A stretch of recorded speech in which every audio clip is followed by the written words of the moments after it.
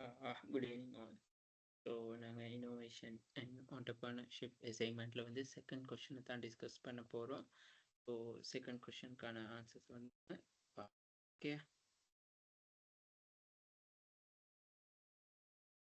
Okay அப்போ இந்த ரெண்டாவது கொஷனில் வந்து என்ன சொல்லியிருக்குன்னு சொல்லி இன்னோவேஷன் அண்ட் ஆண்டர்பிரினர்ஷிப்பில் வந்து examine the legal environment for the startup in the Sri Lanka. What are the key legal requirement and implication for the registration and new business and solo proprietary and partnership or corporations? Provide example how to different type of business ownership can impact on entrepreneur strategy and operation சொல்லியிருக்காங்க. அப்போ முதலாவது என்ன பண்ணியிருக்காங்கன்னு சொல்லி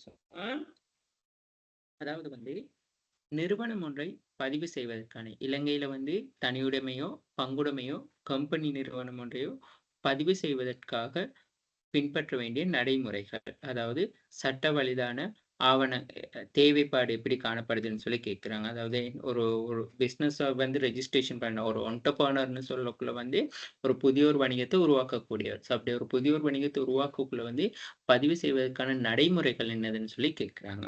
okay, so அதை பதிவு செய்வதற்கான நடைமுறை எப்படி இருக்குன்னு சொல்லி இங்கே தனியுடைமை மற்றும் பங்குடைமை, அப்படி இல்லாட்டி கம்பெனி. ஓகே, ஸோ இந்த ரெண்டையும் கேட்டிருக்காங்க. அடுத்தது provide example how different type of business ownership can impact on entrepreneur strategy and operations. அப்படிங்கிற சொல்றாங்க, அந்த ஒவ்வொரு தனியுடைமைக்கு உரிமையாண்மை வேறு, பார்ட்னர்ஷிப் பங்குடைமைக்கு உரிமையாண்மை வேறு, கம்பெனிக்கு உரிமையாண்மை வேறு.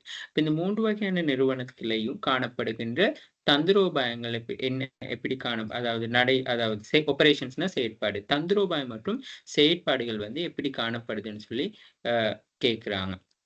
ப்ரொவைட் எக்ஸாம்பிள், அதாவது உதாரணத்துடன் வந்து நாங்கள் எப்படி வந்து டிஃபரெண்ட் பண்ணி காட்டணும் ஒவ்வொரு நிறுவனத்திலையும் செயற்பாடுகள், அதாவது வந்து இந்த செயற்பாடு மற்றும் தந்திரோபாயம் வந்து எந்த அடிப்படையில் காணப்படுதுன்னு சொல்லி. Okay,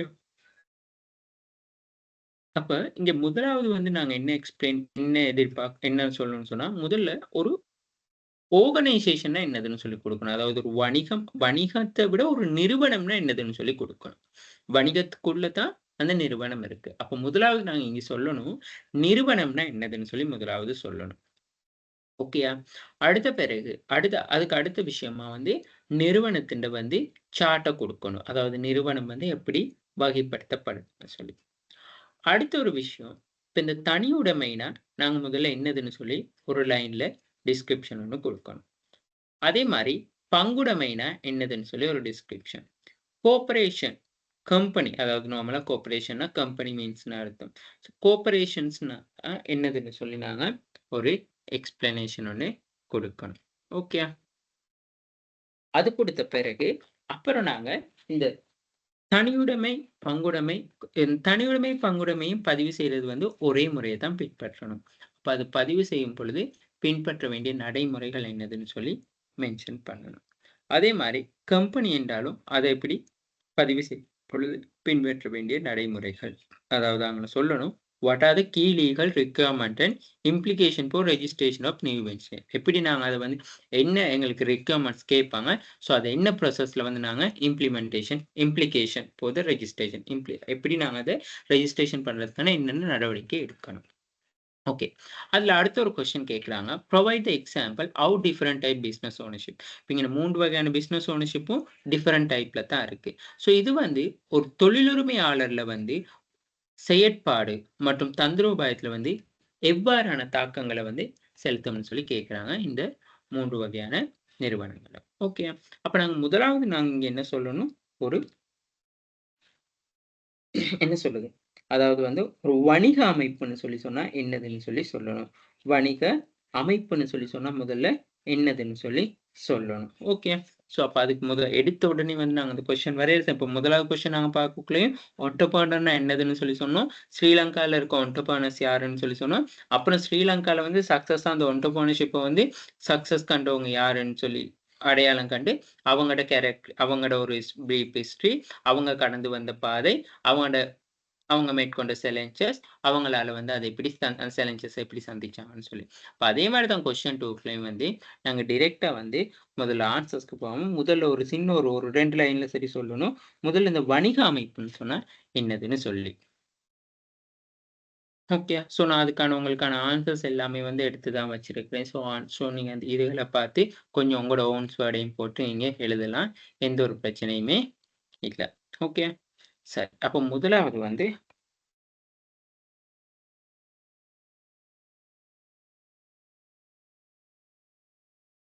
okay. Business organisation. பாருங்க. இதுதான் மெயினான.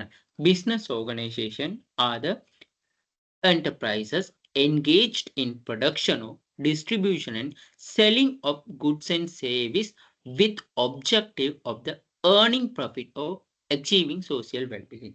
அதாவது என்ன சொல்றான்னு சொல்லி சொன்னா லாபத்தை உழைக்கணும் அப்படி இல்லாட்டி சமூக நலன் அடிப்படையை வந்து நோக்கமாக கொண்டு பொருள் அல்லது சேவையை உற்பத்தி செய்யணும், ப்ரொடக்ஷன் செய்யறது, விநியோகிக்கிறது, டிஸ்ட்ரிபியூஷன் செய்யறது, சந்தைப்படுத்தல் அதை நாங்க செல்லிங்னு சொல்லி சொல்லுவோம், அப்படி இல்லாட்டி விற்பனைன்னு கூட சொல்லுவோம், ஆகிய செயற்பாடுகள்ல ஈடுபடுகின்ற முயற்சியாண்மைகள்.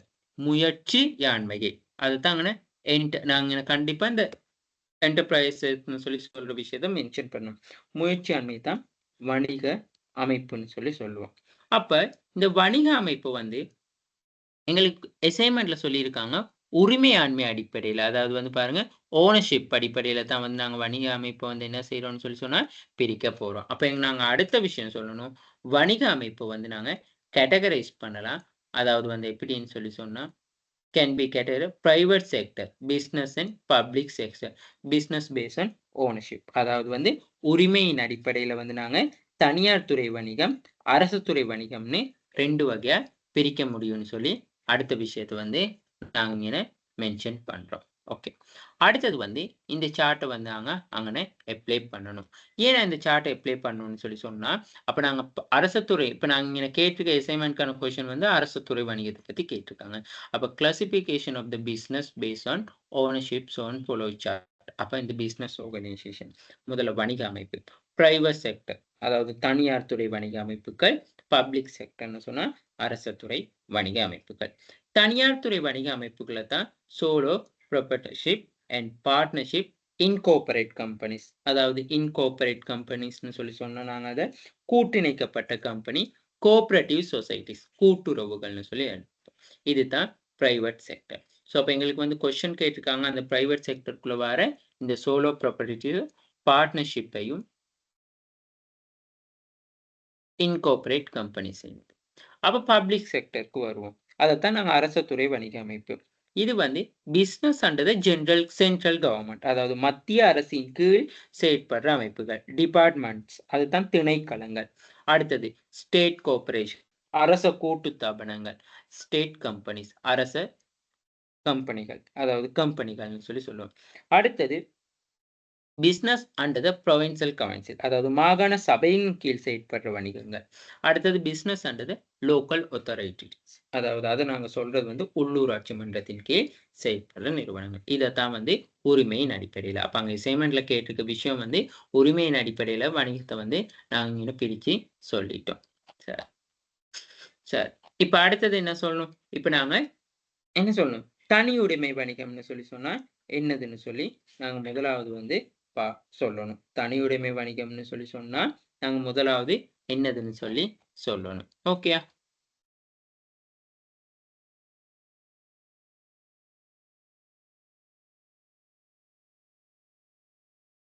ஓகே.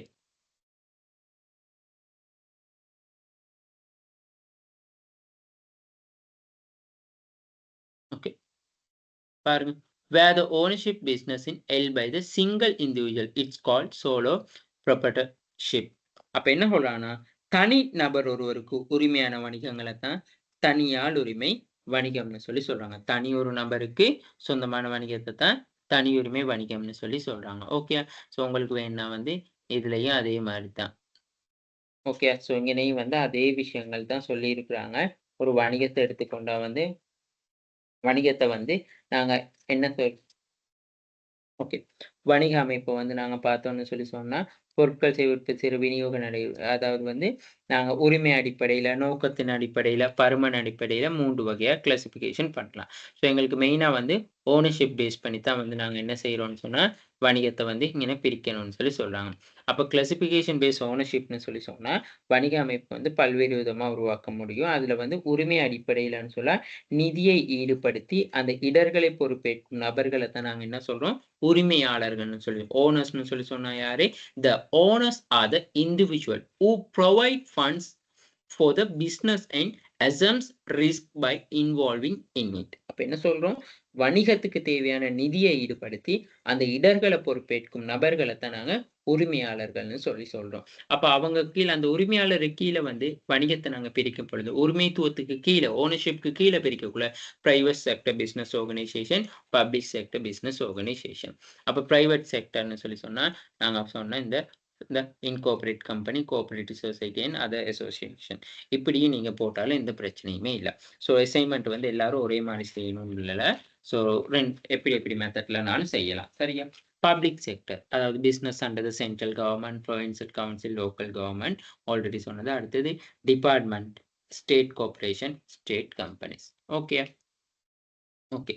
அப்ப அடுத்தது வந்து நாங்க அதுல தனியார் துறைன்னு சொல்லி சொன்னா, வணிகத்தின் உரிமை வந்து தனி ஒரு நபருக்கு தான் சாரும். Business owned by the individual or group.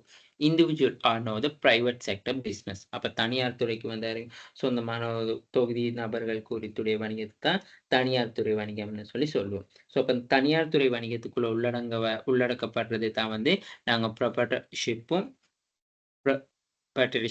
பார்ட்னர்ஷிப்பும், incorporate companies and cooperative societies. அத நாங்க மேல இப்படி ஒரு அட்டவணையில அதாவது ஒரு சார்ட்ல வந்து நாங்க காட்டிட்டோம். ஸோ அதனால வந்து எகெயின் நாங்க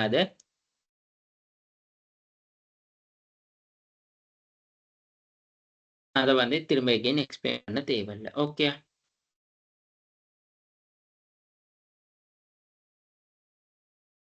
ஓகே. அடுத்தது பப்ளிக் செக்டர். பப்ளிக் செக்டர்னா என்னது? அரசால மூலதனமிட்டு அரசுக்கு வந்து முற்றுமுழுதா சொந்தமானது. Governments are public sector business. Business funded by own by the government. அப்ப அங்க ஃபண்ட் யாரு புஷ் பண்றா? கவர்ன்மெண்ட். அரசு. So public sector business organisation.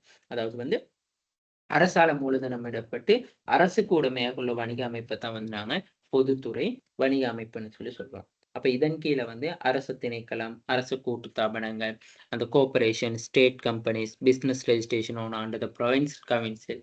So அது எல்லாமே வந்து லோக்கல் கவர்ன்மெண்ட் இன்ஸ்டிடியூட் அது எல்லாமே உள்ளடக்கப்படும். Okay sir. அடுத்தது வந்து நாங்க இப்ப தனியார் உடைமைனா என்னதுன்னு சொல்லி சொல்லணும். ஓகே. ஓகே.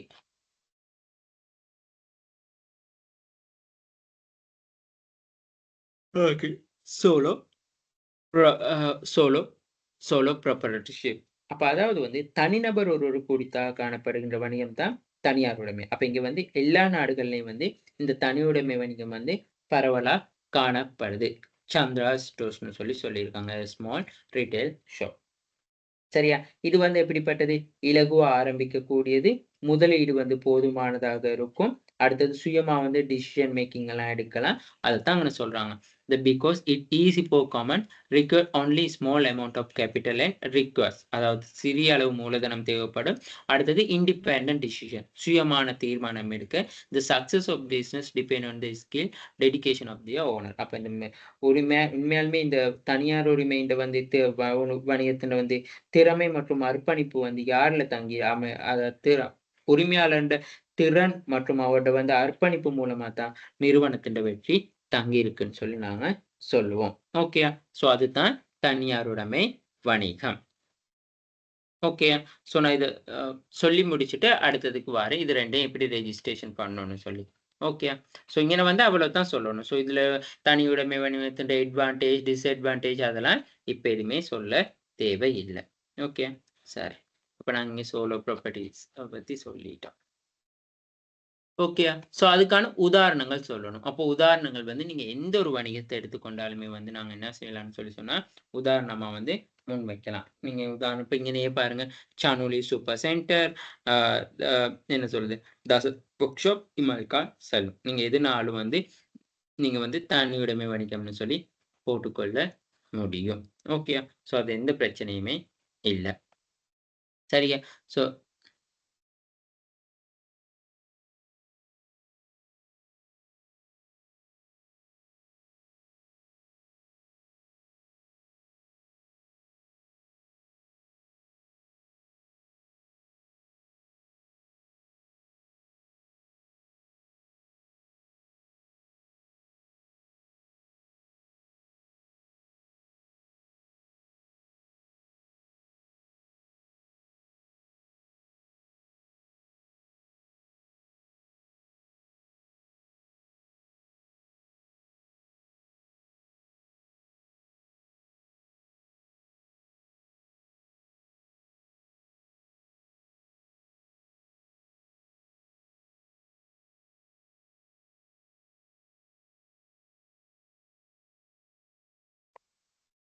சரிங்க. ஸோ எந்த ஒரு வணிகத்தையும் வந்து நாங்க வந்து தனியுடைமை வணிகத்துக்கு கீழ வந்து கொண்டு வர முடியும். சரியா?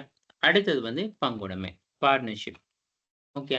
ஸோ அடுத்தது வந்து நாங்க பார்ட்னர்ஷிப் என்று சொல்லி சொன்னா என்னதுன்னு சொல்லி பார்க்கணும். அப்ப பார்ட்னர்ஷிப்ன்னு சொல்லி சொல்லும் பொழுது வந்து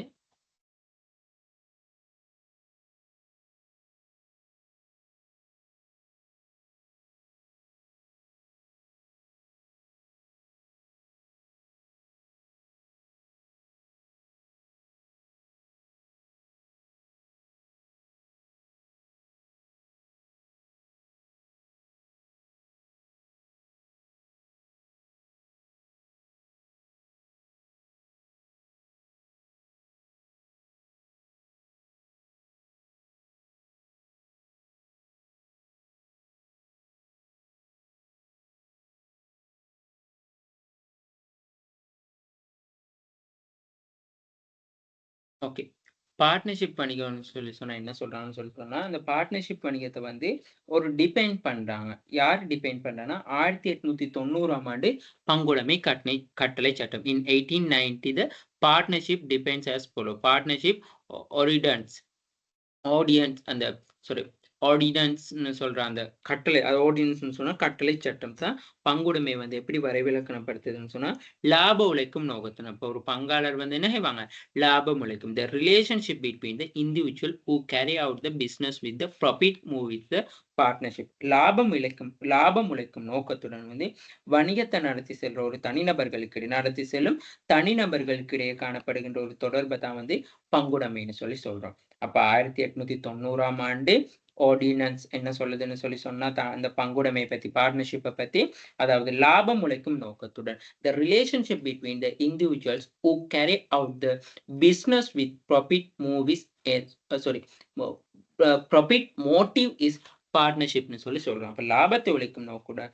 தனிநபர்களுக்கிடையே காணப்படும் ஒரு தொடர்பை தான் பங்குடைமைன்னு சொல்லி நாங்க சொல்றோம். ஓகே. ஓகே. அதே மாரி வந்து நாங்க இப்ப இங்கேயும் பங்குடைமைன்னு சொல்லி சொன்னோம். பார்ட்னர்ஷிப்ன்னு சொல்லி சொல்லக்குள்ள வந்து என்ன சொல்றாங்கன்னு சொல்லி சொன்னா, அதாவது வந்து லாபத்த உழைக்கிறத நோக்காக கொண்டு தான் அது நபர்களுக்கு இடையில காணப்படுகின்ற ஒரு உறவுமுறையை தான் பங்குடைமைன்னு சொல்லி சொல்லுவோம். அது வந்து 1890 affect partnership professional such as account, lawyer, tax officer and doctors may be also conduct their practices as a partnership. அப்ப பார்ட்னர்ஷிப்க்கான உதாரணங்கள் சொல்றாங்க. கணக்கியலாளர்கள், சட்டத்தரணி, வரைவிடும் அதிகாரிகள், வைத்தியர்கள், தரகர் போன்றவங்க தான் வந்து என்னதுன்னா, பங்குடைமை தொழில்ல வந்து ஈடுபடுறத வந்து அவதானிக்க முடியுது. உதாரணமா பட்டய கணக்காளர் சில கணக்காய்வு நிறுவனத்த வந்து நடத்துறாங்க. அப்ப பார்ட்னர்ஷிப்பா வந்து set of chartered accounts carry out the audit firm. அப்ப பார்ட்னர்ஷிப்னா 2 அல்லது 2க்கு மேற்பட்ட நபர்கள் வந்து ஒன்றிணைஞ்சு லாபத்தை வந்து உழைக்கணுங்கிற நோக்காக வந்து அவங்க செயற்படுறது தான் வந்து பங்குடைமைன்னு சொல்லி நாங்க சொல்லணும். ஓகே.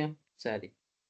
இப்ப இங்க பங்குடைமையை பத்தி நாங்க ஆஹ் அந்த விஷயத்த மட்டும் மென்ஷன் பண்ணா ஓகே. சரி. இப்ப ஒரு விஷயம் என்ன சொல்றான்னு சொல்லி சொன்னா, இந்த பங்குடைமை அதாவது வந்து ஓகே. இந்த தனியுடைமை வணிகத்தை போன்றே தான் வந்து என்ன செய்யணும்னு சொல்லி சொன்னா, பங்குடைமை வணிகத்தை வந்து பதிவு செய்யணும்னு சொல்லி சொல்றாங்க. ஓகே. தனியுடைமை வணிகத்த வந்து நாங்க எவ்வாறு பதிவு செய்றோமோ, அது போலவே தான்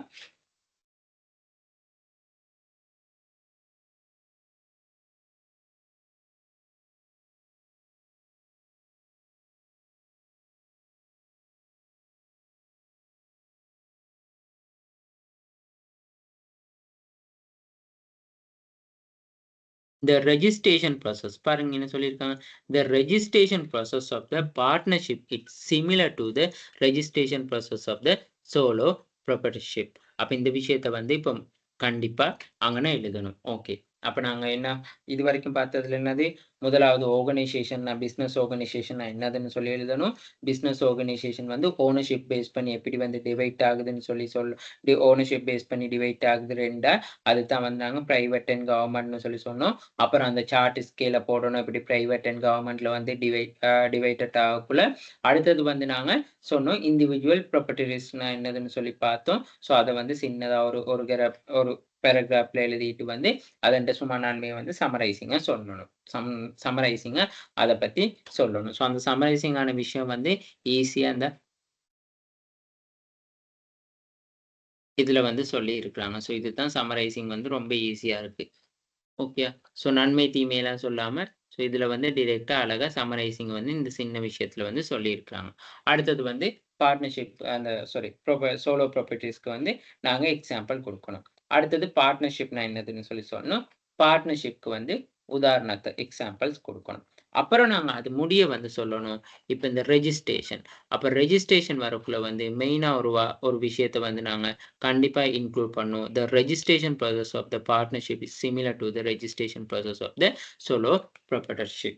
அப்ப என்ன சொல்லலாம்னு சொல்லி சொன்னா, பங்குடைமை வணிகத்தொன்றை பதிவு செய்யும் விதிமுறையானது தனியார் வணிகம் ஒன்றை பதிவு செய்யும் பொழுது பின்பற்றப்படும் விதிமுறைகளும் வந்து ஒத்ததா இருக்கணும். It's both are same registration process. அப்ப நாங்க இப்பதான் வந்து நாங்க கொண்டு வரணும் ஒரு தனியுடைமை வணிகத்தை வந்து நாங்க எப்படி பதிவு செய்ய போறோம்னு சொல்லி, தனியுடைமை வணிகத்தை வந்து நாங்க எப்படி பதிவு செய்ய போறோம்னு சொல்லி நாங்க பார்க்கணும். சரியா? அப்ப முதலாவது ஒரு விஷயம் ஞாபகம் வச்சுக்கொள்ளுங்க. தனியுடைமை வணிகம் ஒண்ணு சோலோ ப்ராப்பர்ட்டிஸ் வந்து நாங்க ரெஜிஸ்ட்ரேஷன் பண்ணணும்னு சொல்லி சொன்னா கண்டிப்பா வந்து அதாவது வந்து அவங்க உரிமையாளர்ட பேர்ல இல்லாம வேற ஒருத்தரோட பேர் வச்சா மட்டும்தான் நாங்க என்ன செய்யணும்னு சொல்லி சொன்னா நாங்க ரெஜிஸ்ட்ரேஷன் வந்து கண்டிப்பா வந்து செய்ய வேண்டும். ஓகே, சாரி உதாரணம் 1 மினிட்.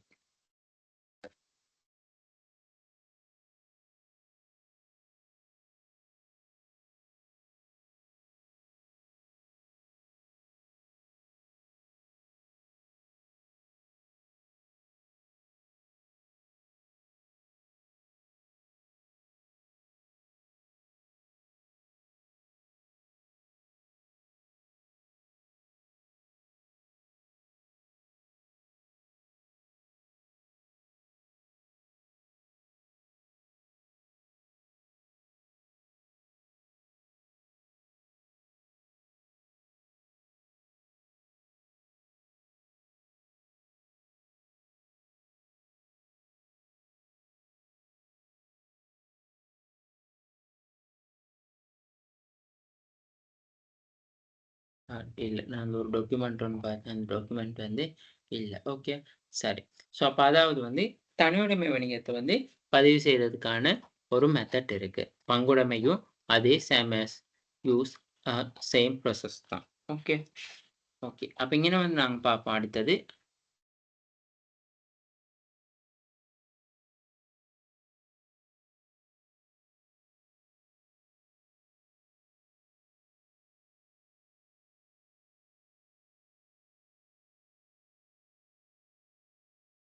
ஓகே, பாருங்க. If solo proprietorship business is carried on the name other than full name of the owner, then if compulsory register the business name in the provincial council provincial business name registration under the business name ordinance number 6 of 1980. அப்ப என்ன சொல்றான்னு சொல்லி சொன்னா, உதாரணத்துக்கு நீங்க ஒரு வணிகம் ஆரம்பிக்கிறீங்க. வணிகம் வந்து உங்களோட பேர்ல இல்ல. வணிகம் வந்து உங்களோட பேர்ல இல்ல. உங்களோட பேர் இல்லாம வேறொரு நபர்ல பேர்ல ஆரம்பிச்சா தான் கண்டிப்பா வந்து நாங்க என்ன செய்யணும்னு சொன்னா 1918 ஆண்டு 6ஆம் இலக்க வியாபார பெயர் பதிவு கட்டளை சட்டத்தின் அடிப்படையில வந்து வணிகம் அமைஞ்சிருக்க மாகாண சபை, இப்ப கொழும்பு மாகாண சபையா வடக்கு மாகாண சபையா கிழக்கு மாகாண சபையா அந்த மாகாண சபையில வந்து நாங்க வணிக பெயர் கட்டளை கேட்ப வந்து வியாபார பதிவு கட்டளை சட்டத்தின் கீழ் வந்து நாங்க என்ன செய்யணும்னு சொன்னா அந்த மாகாண வணிக பெயர் பதிவாளரிடம் பதிவு செய்ய வேணும். அதாவது வந்து நாங்க registration can be promote the relevant divisional secretarial office of the area. அப்ப அந்த மாகாண சபையில இருக்க மாகாண வணிக பதிவாளர்கிட்ட வந்து நாங்க என்ன செய்யணும்னு சொன்னா பதிவு செய்யணும். அப்ப இது பதிவு செய்யும் பொழுது நடைமுறையில வந்து உரிய பிரதேசத்துல பிரதேச செயலாளர் காரியத்திலையும் மேற்கொள்ள முடியும். அதாவது வந்து இப்ப இந்த நடைமுறையில வந்து இப்ப ஆரம்பத்துல வந்து அப்படி இருந்தாலுமே வந்து நாங்க மாகாண வணிக அதாவது மாகாண வணிக பணிப்பாளர் பெயர் பதிவாளர் தான் பதிவு செய்யணும்னு சொல்றாங்க. இருந்தாலுமே இப்ப வந்து உரிய பிரதேச செயலாளர் காரியாலயத்தில் மேற்கொள்ள முடியும். இப்போ உதாரணத்துக்கு தெய்வல என்று சொன்னா தெய்வல பிரதேச சபையில வந்து நாங்க இந்த தனி வியாபாரத்தை வந்து பதிவு செய்ய முடியும். சரியா? ஆரம்பத்துல வந்து எப்படி 1918ஆம் ஆண்டு 6ஆம் இலக்க வியாபார பெயர் பதிவு கட்டளை சட்டத்தின் கீழ் அதுதான் இந்த ஆர்டினன்ஸ் நம்பர் 6 ஆஃப் 1918ல வந்து சொல்றாங்க வந்து உங்களோட பேர் இல்லாம வேறொருத்தரோட பேர் வச்சா கண்டிப்பா வந்து நாங்க வணிக பெயர் பதிவு அதாவது வந்து பிசினஸ் நேம் இன் ப்ரொவின்ஸ் கவுன்சில்ல வந்து என்ன செய்யணும்னு சொன்னா நாங்க ரெஜிஸ்ட்ரேஷன் பண்ணணும் அந்த வியாபார பதிவு. ஓகேயா? சரி. அடுத்தது அப்படி பதிவு செய்யும் பொழுது நாங்க பின்பற்ற வேண்டிய following the procedures and should be followed. அதாவது நாங்க அப்படி பதிவு செய்யும் பொழுது என்னென்ன விஷயங்களை வந்து பின்பற்றணும்னு சொல்லணும். முதலாவது வந்து பாருங்க வணிகத்தை ஆரம்பிப்பதற்கு எதிர்பார்க்கின்ற பிரதேசத்தின் பிரதேச செயலாளர் காரியாலயத்துல வந்து தனியுரிமை வணிகங்களை பதிவு செய்வதற்கான விண்ணப்ப படிவத்தை அதாவது அதுக்கு இப்ப நாங்க தனியுரிமை இந்த சோலோ ப்ரொப்ரேட்டர் பிசினஸ் வந்து ரெஜிஸ்ட்ரேஷன் பண்றதுக்காக வந்து ஒரு என்ன செய்யலாம்னு சொன்னா ஒரு அப்ளிகேஷன் இருக்கு. obtaining an application from the registration business name of the solo proprietorship business from the divisional secretional office of the area. அதாவது வந்து வணிகத்தை ஆரம்பிப்பதற்கு எதிர்பார்க்க பிரதேச செயலாளர் பிரிவில் இருக்க இதுதான் divisional secretariat office of the area. அப்ப பிரதேச செயலகத்துல வந்து என்ன இருக்குன்னு சொன்னா பிரதேச செயலாளர் காரியாலயத்தை வந்து இப்ப இந்த இண்டிவிஜுவல் பிசினஸ் எல்லாம் வந்து நேம் ரெஜிஸ்ட்ரேஷன் பண்றதுக்கான அப்ளிகேஷன் இருக்கு. அதை பெற்றுக்கொள்ளணும். ரெண்டாவது வந்து உரிய பிரதேசத்தின் கிராம சேவை பிரிவில் அதாவது நாங்க ஜிஎஸ்ன்னு சொல்லுவோம். The second opinion report from the registration of the business name from the relevant Grama Niladhari. அப்ப அந்த உரிய பிரதேசத்துல கிராம சேவையாளர் பிரிவிடமிருந்து வணிகத்தின் பெயரை பதிவு செய்வதற்கான அறிக்கையினை பெற்றுக்கொள்ளல். அதாவது ஒரு ரிப்போர்ட் ஒன்று அவர் தருவார். ஓகே இந்த வந்து கம்பெனி வந்து இந்த பிசினஸ் வந்து ரெஜிஸ்ட்ரேஷன் பண்ணுங்க சோலோ ப்ராப்பர்ட்டிஸ் வந்து. ஸோ அதை வந்து யார் எங்க பெற்றுக்கொள்ளணும்? ஜிஎஸ் கிட்ட இருந்து. ஜிஎஸ் அதாவது கிராம சேவகர்னு சொல்லுவோம். அப்போ உரிய பிரதேச கிராம சேவை பிரிவின் கிராம உத்தியோகத்தை வந்து வணிகத்தின் பெயரை பதிவு செய்வதற்கான அறிக்கை ஒரு ரிப்போர்ட் ஒன்று வந்து பிரதேச அதாவது பெற்றுக்கொள்ளணும். அடுத்தது வந்து issue the certificate of registration of the business name by the divisional secretary after having the examine of the relevant documents above. அப்ப என்ன சொல்றான்னு சொன்னா அடுத்தது வந்து கிராம அதிகாரி உறுதிப்படுத்திய அந்த அறிக்கையை வச்சுக்கொண்டு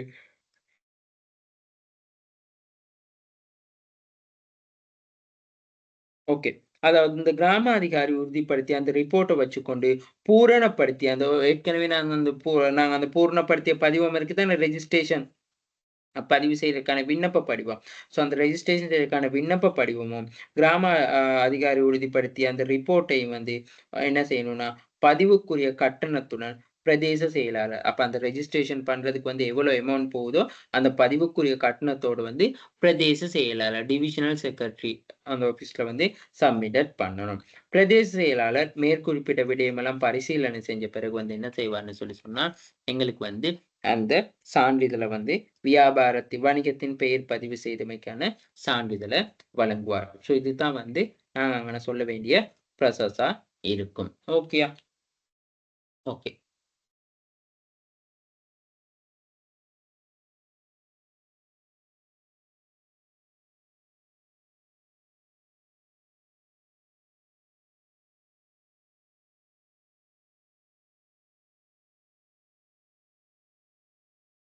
ஓகே பாருங்க என்ன சொல்லியிருக்கிறாங்க இண்டிவிஜுவல் அதாவது சோலோ ப்ராப்பர்ட்டிஸை வந்து எப்படி ரெஜிஸ்ட்ரேஷன் பண்ணணும்னு சொல்லி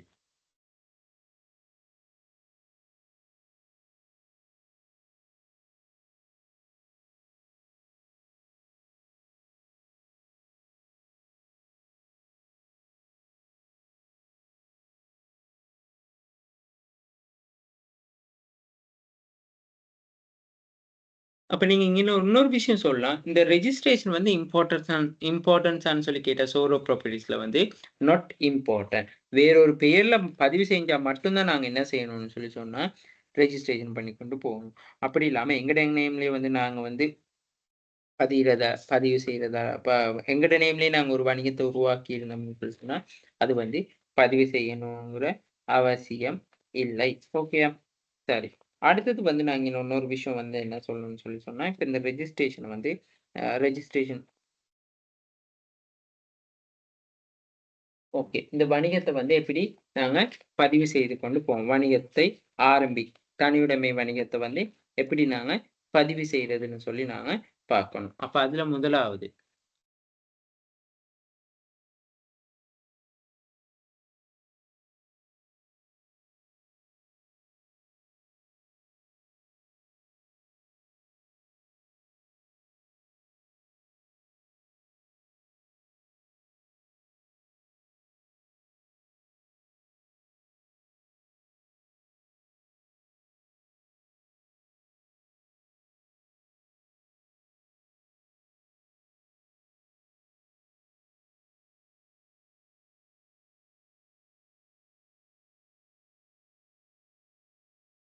பாருங்க ஏன்னா இந்த ரெஜிஸ்ட்ரேஷன பத்தி தான் சொல்லியிருக்காங்க.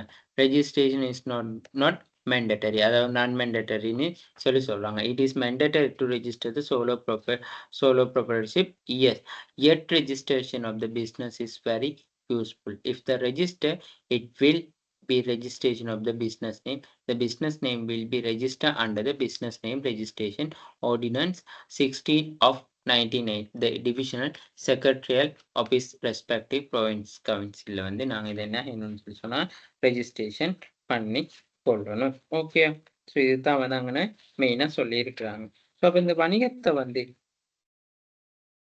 அதாவது தனியுடைமை வணிகத்த வந்து ஆரம்பிக்கிறதுக்கான ஒரு ஸ்டெப்ஸ் இருக்கு. அதாவது வந்து அத நாங்க எப்படி வந்து அ ரெஜிஸ்ட்ரேஷன் பண்ணணும். அதாவது ஆரம்பிக்க மீன்ஸே வந்து நாங்க ரெஜிஸ்ட்ரேஷன் பண்றது தானே.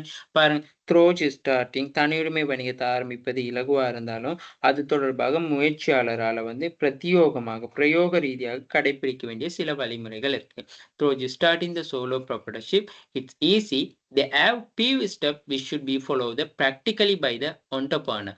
They given below. அப்போ வந்துட்டு பண்ண முதலாவது என்னது obtaining following the application from the divisional secretarial from respective division whereby business in is expected to be started. அப்போ முதலாவது என்ன சொல்லலாம்னா தனியுரிமை வணிகத்தை வந்து ஆரம்பிக்க எதிர்பார்க்கும் எல்லை பிரதேசத்துல வந்து பிரதேசத்துக்குரிய பிரதேச செயலாளரிடம் குறிப்பிடப்படும் விண்ணப்ப படிவம் பெற்றுக்கொள்ளப்படும் சொல்லி சொல்றாங்க. அப்ப அதுல முதலாவது அப்ளிகேஷன் ஃபார்ம்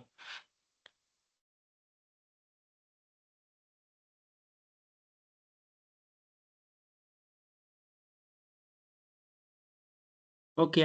ஸோ அடுத்தது வந்து நாங்க என்ன செய்யணும்னு சொல்லி சொன்னா, தனியுடைமை வணிகத்தின் பெயரை பதிவு செய்வதற்கான விண்ணப்ப படிவம் application form. And application form register the business name of the sole proprietorship. அடுத்தது வந்து என்னதுன்னா, வணிகத்தின் பெயரை பதிவதற்கு தேவையான கிராம சேவண்ட அறிக்கை. அப்ப நாங்க முதல்லே சொன்ன மாரி தான். இந்த application form obtain required report from the Grama Niladhari regarding the registration of the business name. அப்ப இந்த பிசினஸ் நேம வந்து ரெஜிஸ்ட்ரேஷன் பண்றோம்னு சொல்லி என்ன செய்யணும்னு சொல்லி சொன்னா, வணிகத்தின் பெயரை பதிவதற்கு தேவையான கிராம சேவண்ட அறிக்கை வந்து விண்ணப் அதற்குரிய விண்ணப்ப படிவமும் வந்து நாங்க என்ன செய்யணும்னு சொல்லி சொன்னா பெற்றுக்கொள்ளணும். ஓகே. அடுத்தது வந்து பாருங்க. Handing over certificate report the Grama Niladhari and duly completed the application form along with registration fee to the divisional secretary. அதாவது என்ன சொல்றான்னு சொல்லி சொன்னா, கிராம உத்தியோகஸ்தர் வந்து அத்தாட்சிப்படுத்தி அறிக்கையும் பூர்ணப்படுத்திய விண்ணப்ப படிவத்தையும் வந்து பதிவு செய்வதற்கான கட்டணத்தை எல்லாம் சேர்த்து பிரதேச செயலாளரிடம் ஒப்படைப்பார். அதாவது வந்து பிரதேச செயலாளர் என்ன செய்வார், இப்ப அவங்களோட பார்ட் முடிஞ்சுட்டு. இப்ப அதாவது வந்து என்ன சொல்றது? அந்த கிராம சேவகோட பார்ட் வந்து ஃபுல்லாவே முடிஞ்சுட்டு. எகைன் அப்ப பிரதேச செயலாளர்கிட்ட வந்து என்ன செய்யணும்னு சொல்லி சொன்னா, இந்த கிராம உத்தியோகஸ்தர் அத்தாட்சிப்படுத்திய அறிக்கையும், பூர்ணப்படுத்திய விண்ணப்ப படிவத்தையும் வந்து பதிவு செய்வதற்கான கட்டணத்தையும் சேர்த்து பிரதேச செயலாளரிடம் வந்து ஒப்படைக்கணும்னு சொல்லி சொல்லுவாங்க. டிவிஷனல் செக்ரட்டரி கிட்ட வந்து அத என்ன செய்யணும்னு சொல்லி சொன்னா, ஒப்படைக்க வேண்டும். ஓகே.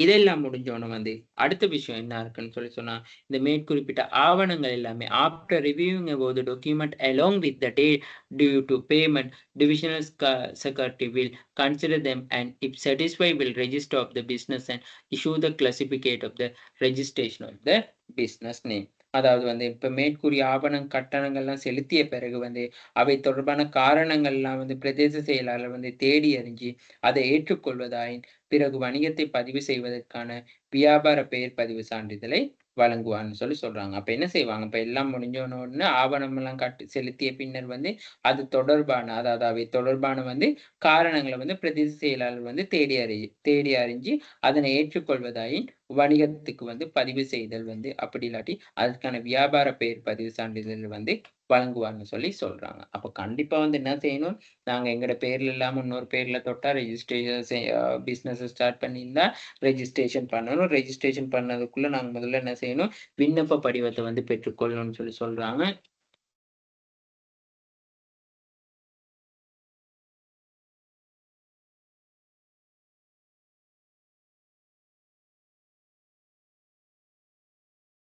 சரியா? அப்ப விண்ணப்ப படிவத்த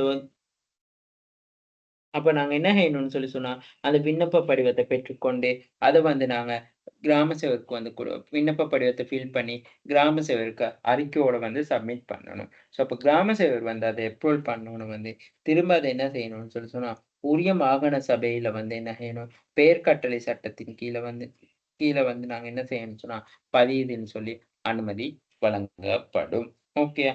இப்படித்தான் வந்து தனியுடைமை வணிக நிறுவனம் வந்து பதிவு செய்ற முறை. அதே போல தான் பங்குடைமை வந்து எந்த ஒரு மாற்றமும் இல்லாம வந்து தனியுடைமை வணிக நிறுவனம் ஒன்று எப்படி வந்து ஆரம்பிக்கப்பட்டு, எப்படி அத பதிவு அந்த என்ன சொல்றது? ஆரம்பிக்கப்பட்டு, எப்படி அந்த நாங்க தனியுடைமை வணிகத்துல வந்து நாங்க ஜேர்னிய கொண்டு போறோமோ, அதே மாரி பங்குடைமை வணிகமும் வந்து மெயின் இம்பார்ட்டன்ஸ் ஆனது. அப்ப அந்த பங்குடைமை வணிகத்திலேயும் வந்து இப்ப நாங்க ரெஜிஸ்ட்ரேஷன் வந்து தனியுடைமை வணிகத்தை போன்று தான் பங்குடைமை வணிகத்திலே வந்து நாங்க ரெஜிஸ்ட்ரேஷன் மெத்தட வந்து யூஸ் பண்ணுவோம். ஓகேயா?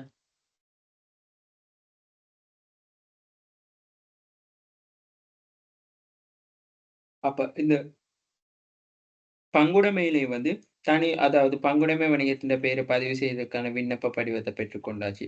வணிகத்தின் பெயரை பதிவு செய்யறதுக்கு தேவையான கிராம சேவன்ட அறிக்கைக்குரிய விண்ணப்ப படிவம். அதாவது வந்து இப்ப நாங்க இந்த இந்த பிசினஸ வந்து பங்குடைமை வணிகத்த வந்து பெயரை பதிவு செய்ததற்கான விண்ணப்ப படிவம்.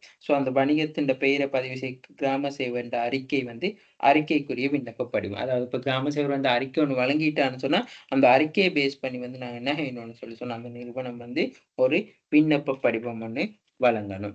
சரியா?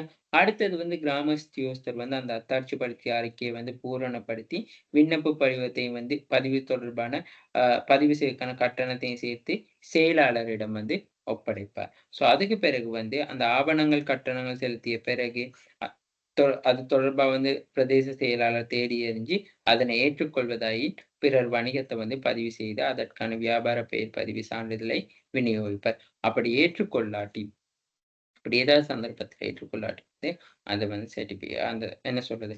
வழங்கப்பட மாட்டாங்க. அந்த சப்ஜெக்ட். ஓகேயா? இதுதான் வந்து பங்குடைமை வணிகத்தின்ட வந்து நாங்க பார்த்த அ என்ன சொல்றது? இந்த பங்குடைமை வணிகத்தில வந்து நாங்க பார்த்த மெத்தட்ஸ். ஓகேயா? அதாவது ஒண்ணு ரெஜிஸ்ட்ரேஷன் பண்ணக்குள்ள கவனிக்க வேண்டிய மெத்தட். இதே மாரி தான். தனியுடைமை வணிகம் மாரியே தான் பங்குடைமையும் செய்யணும். ஓகேயா? சரி. அடுத்தது வந்து கம்பெனி. அப்ப கம்பெனிய பத்தி சொல்றதுன்னு சொன்னா, கம்பெனில வந்து நிறைய எக்கச்சக்கமான கம்பெனி வகைகள் வந்து காணப்படுது. ஓகேயா?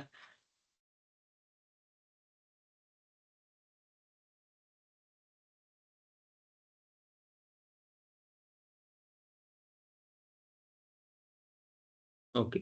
இன்கார்ப்பரேட்டட் கம்பெனிஸ். அதாவது இன்கார்ப்பரேட்டட் கம்பெனிஸ்ன்னு சொல்லும் பொழுது வந்து, அதாவது வந்து 2007ஆம் ஆண்டு 7ஆம் இலக்க கம்பெனி சட்டத்தின் கீழ வந்து பதிவு செய்து, சட்ட ரீதியா வந்து தனிமனிதனுக்கு அந்தஸ்து உடையது. பங்குகளை வெளியிட்டு மூலதனத்தினை திரட்டக்கூடியது. பங்குதாரரின் பொறுப்பு வரையறுக்கப்பட்டதுமான வணிக அமைப்பு தான் கூட்டிணைப்பு கூட்டிணைக்கப்பட்ட கம்பெனின்னு சொல்லுவோம். அதாவது இப்ப நாங்க பங்குடைமை வணிகத்த ரெஜிஸ்ட்ரேஷன் பண்ணணும்னு சொன்னா 1918ஆம் ஆண்டு 6ஆம் இலக்க கட்டளை சட்டத்துக்கு கீழ நாங்க என்ன செய்யணும்னா, ரெஜிஸ்ட்ரேஷன் பதிவு செய்ற நடவடிக்கைகள மேற்கொள்ளணும். ஸோ, இப்ப கம்பெனிய பொறுத்தளவு 2007ஆம் ஆண்டு 7ஆம் இலக்க கம்பெனி சட்டத்தின் கீழ பதிவு செய்ததும், சட்ட ரீதியான தனிமனித அந்தஸ்து உடையதுமான பங்குகளை வெளியிட்டு மூலதனத்தை திரட்டக்கூடியமான பங்குதாரர்கள்ட பொறுப்பு வரையறுக்கப்படுமா, வணிக அமைப்பு கூட்டிணைக்கப்பட்ட அமைப்புன்னு சொல்லுவோம். ஓகேயா? ஸோ, அதாவது 2007ஆம் ஆண்டு 7ஆம் இலக்க கம்பெனி சட்டத்தின் கீழ் பதிவு செஞ்சு, சட்ட ரீதியா தனிமனித அந்தஸ்து உடையதும் பங்குகள வெளியிட்ட பிறகு, அதாவது ஷேர்ஸ் குடுப்பாங்க தானே, அந்த ஆர்கனைசேஷன்ல இருக்கிற ஷேர்ஸ என்ன செய்வாங்கன்னா, இன்வெஸ்டருக்கு அ இன்வெஸ்ட் பண்ணுவாங்க. ஸோ, அப்படி இன்வெஸ்ட் பண்ணக்குள்ள இப்ப என்ன நடக்கும்னு சொன்னாங்கன்னா, அந்த இன்வெஸ்டர் இன்வெஸ்ட் பண்ணும் பொழுது நாங்க அந்த வணிகத்த பதிவு செய்யணும். அப்ப பதிவு செய்யக்குள்ள கண்டிப்பா 2007ஆம் ஆண்டு 7ஆம் இலக்க கம்பெனி சட்டத்தின் கீழ பதிவு செய்யணும். அப்ப பதிவு செய்யும் பொழுது பல்வேறு ஆவணங்கள பூரணப்படுத்தணும். கம்பெனி பதிவாளருக்கு விண்ணப்பிக்க வேணும். ஸோ, அதெல்லாம் நாங்க என்ன செய்யணும்னு சொன்னா, அந்த ஒரு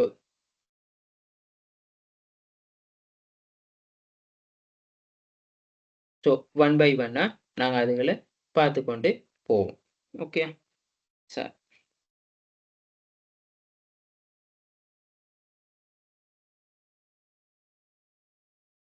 okay.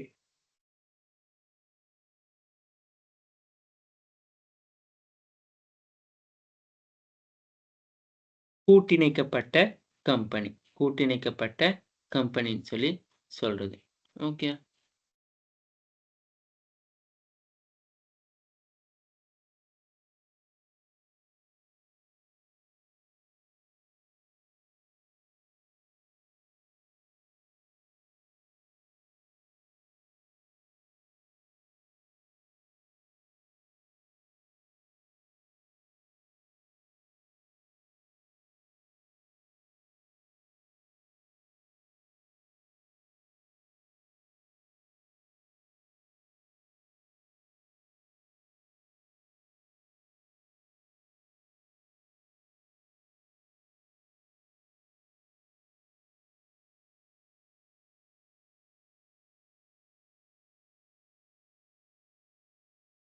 Okay.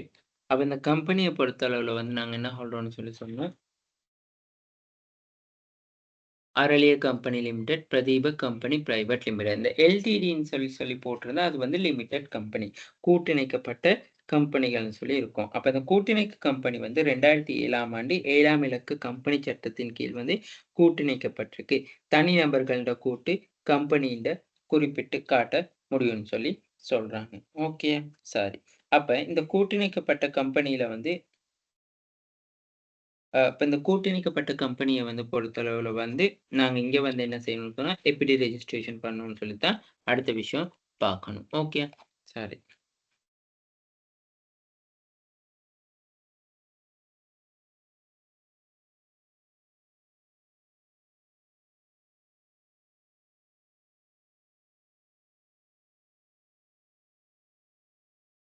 Okay.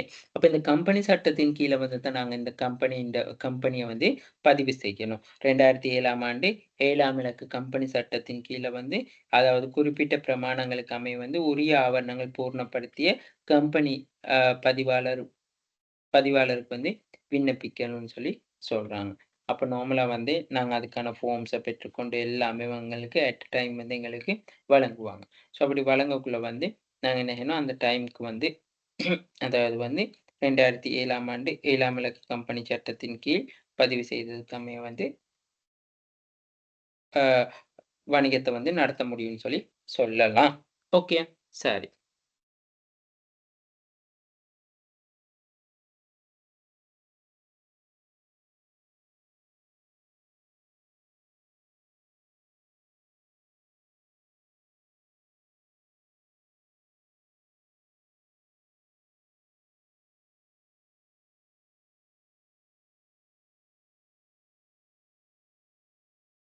Okay. So இதுதான் கம்பெனிய பத்தி. அப்ப கம்பெனி ஒண்ணு ஆரம்பிக்கிறதுனால, கம்பெனி ஒண்ணு ஆரம்பிக்கிறதுனால நாங்க உடனே என்ன செய்ய முடியாதுன்னா, ஆரம்பிக்க முடியாது. இந்த தனியுடைமை பங்குடைமை விட கம்பெனி ஆரம்பிக்கிறது வந்து கொஞ்சம் ப்ராசஸ் வந்து என்ன நடக்கும்னு சொன்னா, அதாவது வந்து டிஃபரெண்ட்டா இருக்கும்னு சொல்லி எங்களுக்கு சொல்ல முடியும். ஓகே.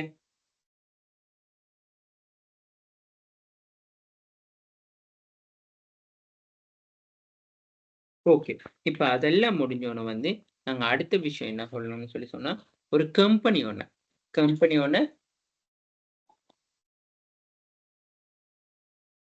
ரெஜிஸ்ட்ரேஷன் பண்றதால வந்து என்னென்ன அட்வான்டேஜஸ் இருக்குன்னு சொல்லி நம்ம சொல்லணும். ஒரு கம்பெனி ஒண்ண ரெஜிஸ்ட்ரேஷன் செய்றதால வந்து எங்களுக்கு கிடைக்கக்கூடிய வந்து நன்மைகள் என்னதுன்னு சொல்லி நாங்க முதல்ல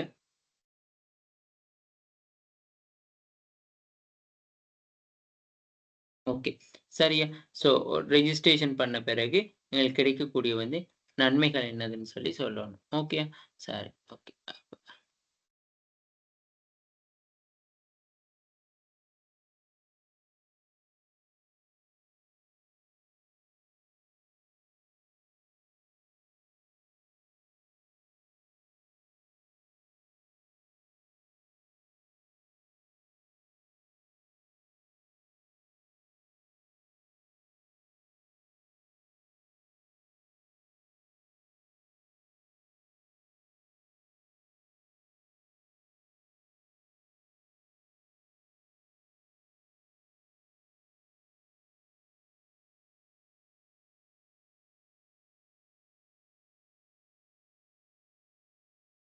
1 minute.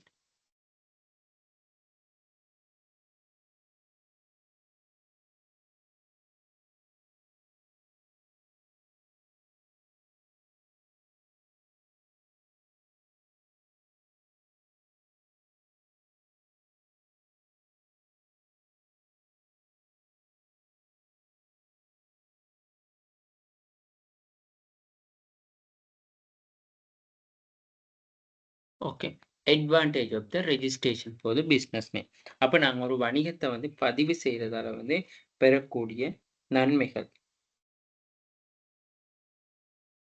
ஸோ இதுக்கு முதலே வந்து பாருங்க போட்டிருக்கு. இந்த இண்டிவிஜுவல் ப்ராப்பர்ட்டீஸ வந்து எப்படி ரெஜிஸ்ட்ரேஷன் பண்ணணும் பாருங்க. Legal procedure of the registration of the sole pro ப்ராப்பர்ட்டர்ஷிப்னு சொல்லி சொல்றாங்க. அப்ப இங்க வந்து என்ன சொல்றாங்க? வணிகத்தின் உரிமையாளர் முழுமையான பேர்ல இல்லாம வேறு பேரோட மூலம் நடத்தி சென்ற 1918 6ஆம் இலக்கத்தில் வணிக பெயர் பதிவு கட்டளை சட்டத்துக்கு அமைய உரிய மாகாண சபையில வந்து பெயர் பிரமாணத்தின் அடிப்படையில வந்து வணிக பெயர் வந்து பதிவு செய்யணும். அப்ப இதுக்கமைய வணிகப் பெயரை பதிவு செய்யும் அதிகாரியாக இருப்பவர் வந்து உரிய மாகாண சபையின் வணிகப் பெயர் பதிவாளராகவும் இருப்பாரு. ஓகே. அப்ப பதிவு செய்வதற்கு தேவையான விண்ணப்ப படிவத்தை வந்து பிரதேச செயலாளர் காரியத்திலிருந்து பெற்றுக்கொண்ட முடியும். பதிவு செஞ்ச பிறகு அந்த பதிவு செய்தற்குரிய கட்டணம் வந்து அந்த மாகாண உரிமை வணிக ஒன்றில வந்து அதாவது சபையில வந்து வழங்கப்பட்டுள்ள அதிகாரத்துக்கு அமைய வந்து தீர்மானிக்கப்படும். அதாவது பதிவு செய்யக்கூடிய கட்டணங்கள் இப்ப நாங்க ஒரு அமௌண்ட் ஒண்ணு பே பண்ணணும் தானே! ஸோ அந்த பே பண்ண வேண்டிய எங்க அமௌண்ட் வந்து ஆ மாகாண சபைகளுக்கு வழங்கப்பட்ட அதிகாரத்துக்கு அமைய வந்து தீர்மானிக்கப்படும். சரியா? அடுத்தது வந்து தனியார் உடைமை வணிகத்த வந்து ஆரம்பித்து 14 நாட்குள்ள வந்து என்ன சொல்றேன்னா, வணிக பெயர் பதிவு செய்வதற்கான விண்ணப்ப படிவத்தை சமர்ப்பித்தல் வேணும். அதாவது வந்து வணிகம் ஆரம்பிச்சு 14 நாட்குள்ள வந்து நாங்க என்ன செய்யணும்னு சொன்னா, அந்த என்ன சொல்றது? அந்த லெட்டர வந்து நாங்க லெட்டர வந்து நாங்க கணக்கா என்ன சொல்லணும்? அ ஃபில் பண்ணி சப்மிட் பண்ணிடணும். ஆரம்பிச்சு 14 நாட்களுக்குள்ளே வந்து அந்த லெட்டர ஃபில் பண்ணி சப்மிட் பண்ணணும். ஓகே. ஸோ அப்ப இதுலயும் வந்து அதே மாரியான ப்ராசஸ்ங்க தான் காணப்படுது. ஸோ அந்த வணிக பெயரை பதிவு செய்ய தேவையான கிராம உத்தியோகத்தர் அறிக்கையை பெற்றுக்கொள்வது. ஸோ என்ன சொல்றது? அந்த அறிக்கையை சரியா பூர்ணப்படுத்த பிறகு விண்ணப்ப படிவத்தை பதிவு செய்ய கட்டணம், பிரதேச செயலாளரிடம் ஒப்படைத்தல்னு சொல்லி அப்படி ஒவ்வொரு ஸ்டெப் பை ஸ்டெப்பா வந்து போய்க்கொண்டே இருக்கும். ஓகே. ஸோ இதுதான் நீங்க அங்கன மென்ஷன் பண்ணணும். ஒரு வணிகத்தை வந்து பதிவு செய்வதற்கு உரிய சட்ட ரீதியான வழிமுறைகள். சரி. அடுத்த விஷயம் என்னதுன்னு சொன்னா, இந்த வணிகங்கள வந்து பதிவு செய்றதால வந்து எங்களுக்கு பெறக்கூடிய நன்மைகள். அதுதான் advantage of the registration of the business name. அப்ப அதையும் வந்து நாங்க முடிக்கணும். ஸோ அப்ப ஒரு வணிகத்தை வந்து பதிவு செய்வதற்காக வந்து பெற்றுக்கொள்ளக்கூடிய அனுகூலங்கள்னு சொல்லி சொல்லக்குள்ள அடையாளம் ஒண்ணு இருக்கும். Provide the identity and recognition. அதாவது அடையாளம் ஒண்ணு இருக்கும்னு சொல்லி சொல்றாங்க. அதாவது ஒரு குறித்த ஒரு வணிகம் வந்து ஏனைய வணிகத்திலிருந்து வேறுபடுத்தி காட்ட. A business can be separately identified from the other business by using the business name. அப்ப அதத்தான் வந்து மெயினா சொல்றாங்க. ஒரு அடையாளம் ஒண்ணு இருக்கணும்னு சொல்லி சொல்றாங்க. Provide the ownership and business name. அப்ப அதாவது வந்து வணிகத்தின் பெயரின் உரிமையை வந்து உறுதிப்படுத்தக்கூடிய மாரி இருக்கணும்னு சொல்லி சொல்றாங்க. இப்போ உதாரணத்துக்கு வந்து உரிமையாளர் பெயர்ல வந்து வணிகத்தை பதிவு செய்தால வந்து வணிகத்தின் பெயரின் உரிமையை வந்து உறுதிப்படுத்தக்கூடியதா இருக்கும். சரியா? ஸோ அதத்தான் வணிகத்தின் பெயரின் உரிமையினை வந்து உறுதிப்படுத்தக்கூடியதா இருக்கணும்னு சொல்லி சொல்றாங்க. ஓகேயா? சரி.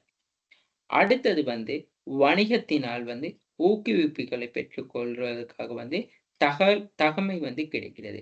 அதாவது அரசால வழங்கப்படுகின்ற ஊக்குவிப்புகள், மோட்டிவேஷன வந்து கெதர் பண்ணிக்கொள்றவங்களுக்கு வந்து என்ன நடக்குதுன்னு சொல்லி சொன்னா, அதாவது வந்து பெற்றுக்கொள்ள முடியும்னு சொல்லி சொல்றாங்க. அரசினால் வழங்கப்படுகின்ற ஊக்குவிப்புகளை வந்து பெற்றுக்கொள்ள முடியும்னு சொல்லி சொல்றாங்க. இப்ப அரசு வந்து பல்வேறு வசதி, சலுகைகள்லாம் வழங்குது. அந்த சலுகையெல்லாம் பெற்றுக்கொள்வதற்கான சந்தர்ப்பம் வந்து வணிகத்துக்கு வந்து கிடைக்கும். ஓகேயா?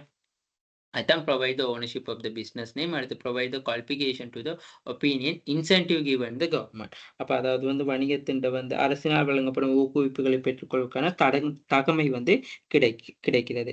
அப்ப அதன் மூலமா வந்து அரசுக்கு வந்து பல்வேறு வசதி, சலுகைகள் வழங்கப்படுகின்றன. அந்த சலுகையை பெற்றுக்கொள்ளும் சந்தர்ப்பம் வந்து என்ன பதிவு செய்யப்பட்ட வணிகங்களுக்கு வந்து கூடுதலாக கிடைக்கும்னு சொல்லி சொல்றாங்க.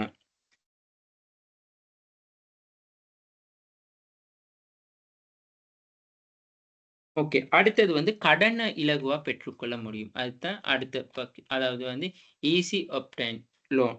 அப்ப கடனை இலகுவா பெற்றுக்கொள்ளலாம். பெயர பதிவு செஞ்ச பிறகு வணிகங்கள் தொடர்பாக வந்து ஒரு நம்பகத்தன்மை வங்கியில வந்து ஏற்படுறதால வந்து கடன் வழங்குனர்களாக, அதாவது கடன் தவணை என்ன சொல்றது? கடனை வழங்குவதற்கும் வந்து தூண்டப்படுவார்ன்னு சொல்லி நாங்க சொல்றோம். ஓகே. ஸோ இதுதான் வந்து ஒரு வணிக நிறுவனத்த வந்து பதிவு செய்றதால வந்து கிடைக்கக்கூடிய அனுகூலங்கள். ஸோ அத அங்கன மென்ஷன் பண்ணணும். சரி. இப்ப அடுத்ததுக்கு விஷயம் நாங்க வருவோம். இப்ப இந்த தனியுடைமையா இருக்கலாம், பங்குடைமையா இருக்கலாம், கம்பெனியா இருக்கலாம். ஸோ அது அந்த நிறுவனங்கள் வந்து எப்படி ஆப்பரேஷன்ஸ் இருக்கு, அதுக்காக என்னென்ன ஸ்ட்ராட்டஜிஸ் வந்து கொண்டு வர்றாங்கன்னு சொல்லி நாம பார்ப்போம்.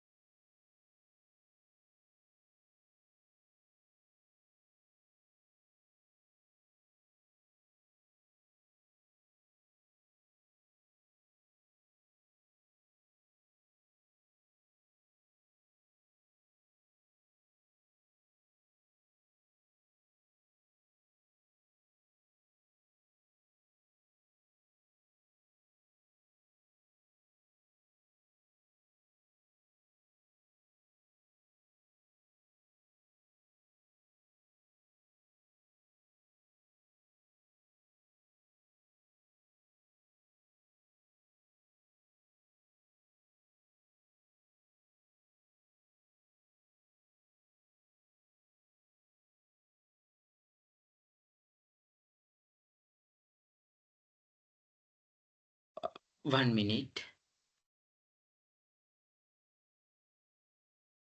அன்மியூட் பண்ணி சொல்லிக் கொண்டு போயிருக்கேன். எல்லாமே இதுவரைக்கும் சொன்னது. ஓகேயா? சரி. இப்ப எகைன் வந்து நான் சொல்றேன்.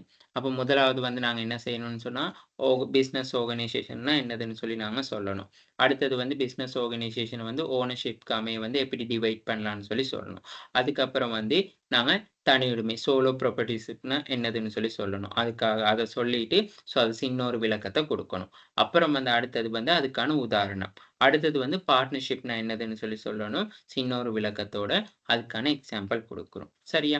அடுத்தது வந்து நாங்க என்ன சொல்லணும், அப்ப அது 2யும் வந்து ரெஜிஸ்ட்ரேஷன் பண்றது. அப்ப ரெஜிஸ்ட்ரேஷன் பண்றதுன்னு சொல்லி சொன்னா, நார்மலா வந்து பங்குடைமை போன்று அதாவது என்ன சொல்றது? தனியுடைமை வணிகத்தை போன்றே தான் கம்ப் அ பங்குடைமை வந்து பங்குடைமை வந்து பதிவு செய்யணும்னு சொல்லி சொல்லணும். அப்ப தனியுடைமை வந்து நாங்க எப்படி பதிவு செய்வோம்னு சொல்லி சொன்னா, முதலாவது வந்து நாங்க அந்த ஃபார்ம வந்து எடுத்துக்கொள்ளணும். அதாவது வந்து தனியுரிமை ரெஜிஸ்ட்ரேஷன் நாங்க இப்ப வியாபார பெயர் நாங்க வியாபார பெயர் பதிவு செய்யணும் தானே! அதாவது குறித்த பெயர்ல இல்லாட்டி உரிமையாளர்ட பெயர்ல இல்லாம வேறொருத்தருட பெயர்ல காணப்பட்டுச்சுன்னு சொல்லி சொன்னா, கண்டிப்பா நாங்க அத பதிவு செய்யணும்னு சொல்லி சொல்றாங்க. சரியா? அப்படி வந்து பதிவு செய்யக்குள்ள வந்து அதாவது வந்து நாங்க ரெஜிஸ்ட்ரேஷன் செய்றதுக்கு வந்து கட்டாயம் இல்ல. இருப்பினும் வந்து அந்த வணிகத்தை பதிவு செய்றது வந்து ரொம்ப பயனுடையதா இருக்கும். அப்படி பதிவு செய்யப்படும் பொழுது, வணிகத்தின்ட பெயர் பதிவு செய்யப்படும். அதாவது வணிகத்தின்ட பெயர் 1918ஆம் ஆண்டு 6ஆம் இலக்க வணிக பெயர் பதிவு கட்டளை சட்டத்துக்கு அமைய வந்து, மாகாண சபையில வணிகத்த வந்து அ வணிகத்தை நடத்துகின்ற எல்லை பிரதேசத்துக்குரிய பிரதேச செயலகத்துல தான் பதியணும்னு சொல்லி சொல்றாங்க. ஓகேயா? எல்லை செயலகத்துல அந்த பிரதேச செயலகத்துல தான் பதிவு செய்யணும்னு சொல்லி சொல்றாங்க. அப்படி பதிவு செய்யும் பொழுது, அந்த வியாபார பதிவு செய்வதற்கான விண்ணப்ப படிவத்த எடுத்துக்கொள்றது, அப்புறம் அந்த பதிவு செய்வதற்கு தேவையான கிராம சேவை அந்த அறிக்கைய பெற்றுக்கொள்ளணும். அப்ப ஜிஎஸ் வந்து ஒரு ரிப்போர்ட் ஒண்ணு தருவாரு.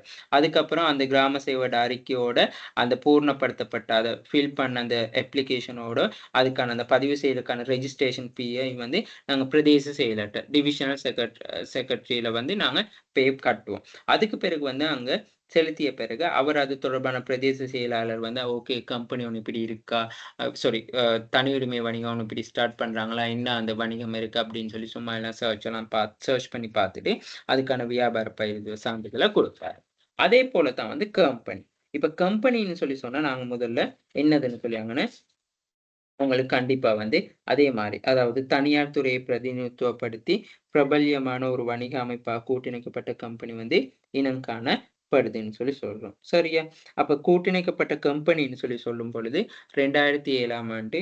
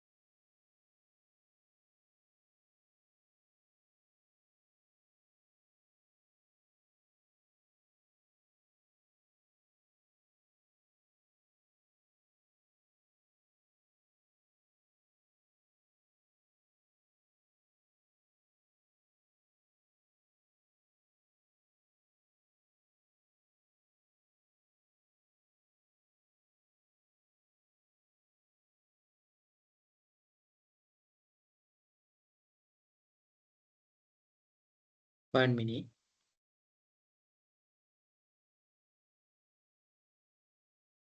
ஓகே.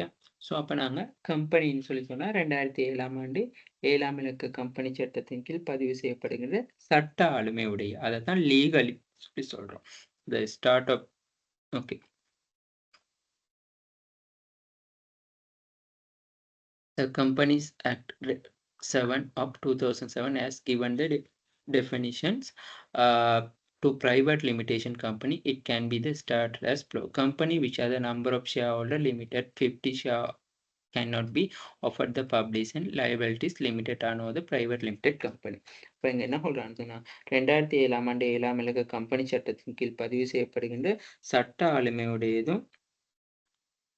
ஆளுமையுடையதும் வணிக அமைப்பு தான் கூட்டிணைக்கப்பட்ட கம்பெனின்னு சொல்லி நாங்கள் சொல்லுவோம். ஓகேயா?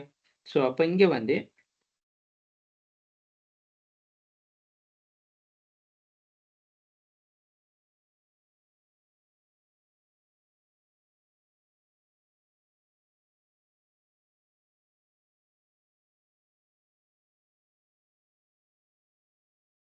சரியா? ஸோ இப்போ நாங்கள் ஒரு கம்பெனியை ஆரம்பிக்கக்குள்ள, ஒரு தனியார் கம்பெனி ஒன்று ஆரம்பிக்கக்குள்ள வந்து நாங்கள் பின்பற்ற வேண்டிய முறைகள் இருக்கு. தனியார் கம்பெனி ஒன்று ஆரம்பிக்கக்குள்ள பின்பற்ற வேண்டிய முறைகள் இருக்கு.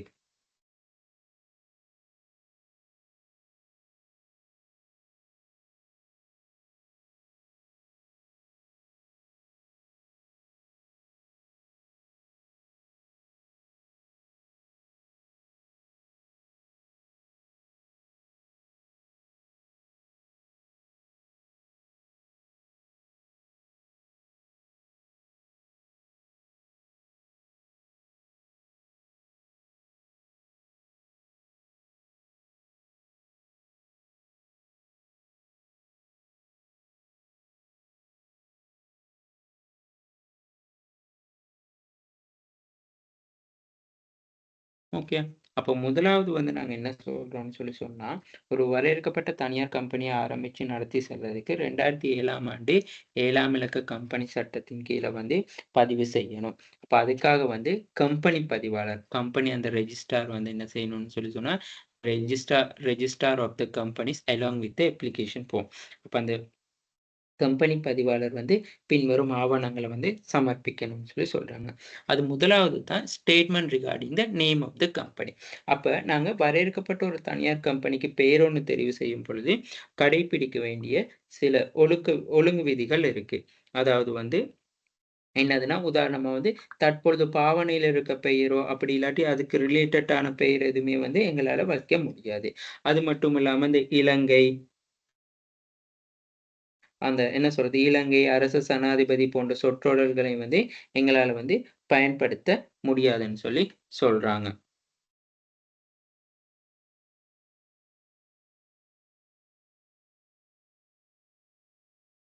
அடுத்த விஷயம் என்னதுன்னு சொன்னா, கம்பெனியோட அகவிதி பத்திரம், அதை தான் ஆர்டிகல்ஸ் ஆஃப் அசோசியேஷன் சொல்லி சொல்றாங்க. ஸோ அதில் தான் வந்து என்ன சொல்றான்னு சொல்லி சொன்னா, இந்த வரையறுக்கப்பட்ட கம்பெனியோட வந்து நிர்வாகம், அட்மினிஸ்ட்ரேஷன் எப்படி இருக்குது. ஸோ அடுத்தது வந்து அடுத்தது வந்து இந்த கம்பெனி சட்டத்துக்கு அமைவாக வந்து அந்த அமைப்பாக இந்த ஆர்டிகல் ஆஃப் அசோசியேஷன்ல வந்து கம்பெனியோட குறிக்கோள், அதாவது இப்போ ஆர்கனைசேஷன் வந்து மெயினா காணப்படுற objectives என்னது, என்ன நோக்கத்துக்காக இருக்கு. Rights and application shareholders of the company, அதாவது பங்குதாரர்கள்ட்ட வந்து கம்பெனி பங்குதாரர்களோட உரிமைகள் என்ன, அவங்களோட பொறுப்புகள் என்ன. அடுத்தது information relating the management and administration of the company. அப்போ அந்த கம்பெனியோட முகாமை மற்றும் நிர்வாகம் தொடர்பான விவரங்கள் அது எல்லாமே வந்து காணப்படுது. ஓகே. ஸோ இதுகள் தான் வந்து இந்த கம்பெனி அகவிதி பத்திரத்தில் வந்து காணப்படுற விஷயமா இருக்கும். ஓகே. ஸோ இதுதான் வந்து ஆர்டிகல் ஆஃப் அசோசியேஷன். அடுத்தது 3வது ஸ்டெப் என்ன இருக்குன்னு சொன்னால், இந்த கம்பெனியில் இயக்குனராக செயலாற்றுவதற்காக அந்த இயக்குனர்களிடமிருந்து பெறப்பட்ட சம்மத கடிதம், the statement of specifying the consent of each of the internal director to act as a director of the company. அப்போ அந்த டிரெக்டர்ட வந்து அவர்கிட்ட என்னன்னா அவருடைய ஸ்டேட்மெண்ட் ஒன்று தேவை கம்பெனி இயக்குனர்கள்ட்ட. அடுத்தது வந்து the statement of the specifying concept of the initial secretary act as secretary of the company. அப்ப கம்பெனியோட செயலாளராக செயலாற்றுவதற்கு வந்து செயலாளர் சம்மத கடிதம், இயக்குனர் சம்மத கடிதம், செயலாளர் சம்மத கடிதம். இது எல்லாத்தையும் வந்து நாங்க முன் வைக்கணும். ஸோ கம்பெனி பதிவாளருக்கு முன் வச்சு, ஸோ கம்பெனி பதிவாளர் வந்து இதெல்லாம் ஓகேன்னு சொல்லி சொன்ன பிறகு வந்து 2007ஆம் ஆண்டு 7ஆம் இலக்க கம்பெனி சட்டத்தின் கீழ வந்து பதிவு செய்யப்படும். பதிவு செய்யப்பட்ட பிறகு கம்பெனி பதிவாளரால வந்து என்ன நடக்கும்னா, கூட்டிணைப்பு சான்றிதழ் விநியோகிக்கப்படும். சர்டிபிகேட் ஆஃப் த இன்கார்ப்பரேஷன், கூட்டிணைப்பு சான்றிதழ் வழங்கப்படும். இதுதான் வந்து கம்பெனியை வந்து ரெஜிஸ்ட்ரேஷன் பண்ற மெத்தட். சரியா? ஸோ அப்ப இதையும் நீங்க சொல்லி முடிக்கணும். இதையும் சொல்லி முடிச்ச பிறகு தான் அடுத்ததா வந்து நீங்க என்ன செய்யணும்னு சொல்லி சொன்னா, இந்த advantage of the registration of the business name. சரியா? அப்ப அட்வான்டேஜ் ஆஃப் த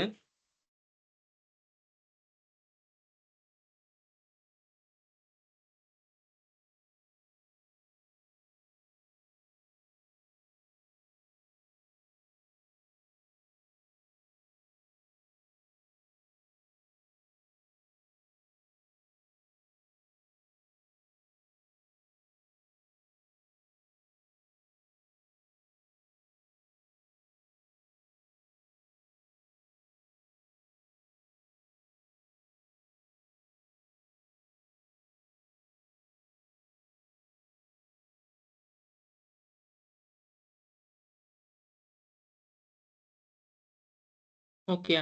இதுக்கப்புறம் தான் advantage of the registration business. அப்ப என்ன சொல்லலாம்னு சொன்னா, ஒரு வணிகத்த வந்து பதிவு செய்றதால அது தனியுடைமையா இருக்கலாம், பங்குடைமையா இருக்கலாம். அப்படி இல்லாட்டி நாங்க கம்பெனியா இருக்கலாம். ஸோ அது பதிவு செய்றதால வந்து என்ன நன்மைன்னு சொல்லி சொன்னா, பதிவு செய்றதால வந்து என்னென்ன நன்மை? அதாவது provide the identity and recognition. அதாவது வந்து கம்பெனிக்குன்னு சொல்லி சாரி, ஒரு வணிகத்துக்குன்னு சொல்லி ஒரு அடையாளம் கிடைக்கும். அதாவது ஒரு வணிகம் வந்து ஏனைய வணிகத்திலிருந்து எப்படி நாங்க வேறுபடுத்தி பார்க்கக்கூடியதா இருக்கும்ன்னு சொல்லி ஒரு அடையாளம் ஒண்ணு கிடைக்கும். அடுத்தது வந்து வணிகத்தின் பெயர், அதாவது உரிமையினை உறுதிப்படுத்திக் கொள்ள முடியும். அதாவது provide the ownership of the business name. அப்ப இந்த வணிக உரிமை, அதாவது வந்து உரிமையாளரால வந்து அந்த வணிகத்தின் பெயரை பதிவு செய்யறதால வந்து வணிகத்தின் பெயர் வந்து உரிமை உறுதிப்படுத்தப்படும். அடுத்தது provide the qualification to obtain incentive given by the government. அதாவது அரசால வழங்கப்படுகின்ற ஊக்குவிப்புகள், அதை பெற்றுக்கொள்றதுக்கான வந்து ஒரு தகமை, அப்படி இல்லாட்டி அனுமதி கிடைக்கும்னு சொல்லி சொல்றாங்க. அதாவது வந்து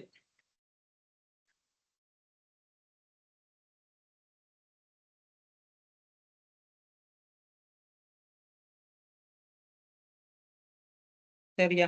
அப்ப அதாவது அரசினால வழங்கப்படுகின்ற ஊக்குவிப்புகளை வந்து பெற்றுக்கொள்வதற்கான தகமை கிடைக்குது.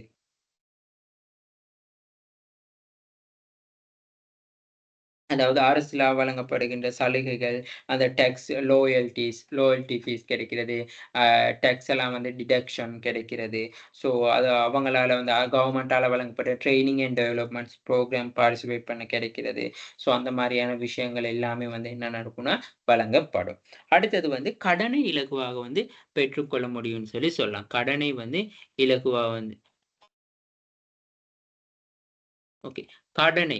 அதுதான் ஈஸி டூ அப்டைன் லோன். அப்ப அந்த கடனை இலகுவான இந்த பெயர பதிவு செஞ்ச உடனே வந்து வணிகங்கள் வந்து தொடர்பாக நம்பகத்தன்மை ஏற்படும். இப்ப பேங்க்குக்கோ, லீசிங் கம்பெனிக்கோ, இந்த மோர்கேஜ் வழங்குற நிறுவனங்களுக்கோ வந்து ஒரு வணிகம் பதிவு செஞ்சிருக்கும் பொழுது, ஓகே, இந்த பிசினஸ் பதிவு செஞ்சிருக்காங்க. ஸோ திடீர்னு இந்த கம்பெனியோ, பார்ட்னர்ஷிப்பையோ அப்படி இல்லாட்டி இந்த சோலோ ப்ராப்பர்ட்டீஸ வந்து மூட மாட்டாங்கன்னு சொல்லி ஒரு நம்பிக்கையில வந்து லோன் வழங்கப்படும். ஸோ இதுதான் வந்து அடுத்த ஸ்டெப். சரியா? ஸோ நான் இதெல்லாம் வந்து சரியா இன் ஆர்டர்ல வந்து என்னென்ன விஷயத்த வந்து மென்ஷன் பண்ணணும்னு சொல்லி நான் ஒரு போட்டு தாரேன். ஸோ ஆன்ஸரும் ப்ரொவைட் பண்ணியிருக்கேன். அதுகள வந்து வச்சு அசைன்மென்ட் எழுதலாம். ஓகே. ஸோ இதுக்கப்புறம் தான் வந்து நாங்க அடுத்த மெயினான கொஸ்டின் வந்து நாங்க பார்க்க போறோம். அதுல சொல்லியிருக்காங்க பாருங்க. Provide the example how different type of business ownership can impact on the entrepreneur strategy and operation. Okay. இப்போ வந்து நாங்க ஒன் பை ஒன் பையா வந்து நாங்க பார்த்துக்கிட்டு வருவோம்.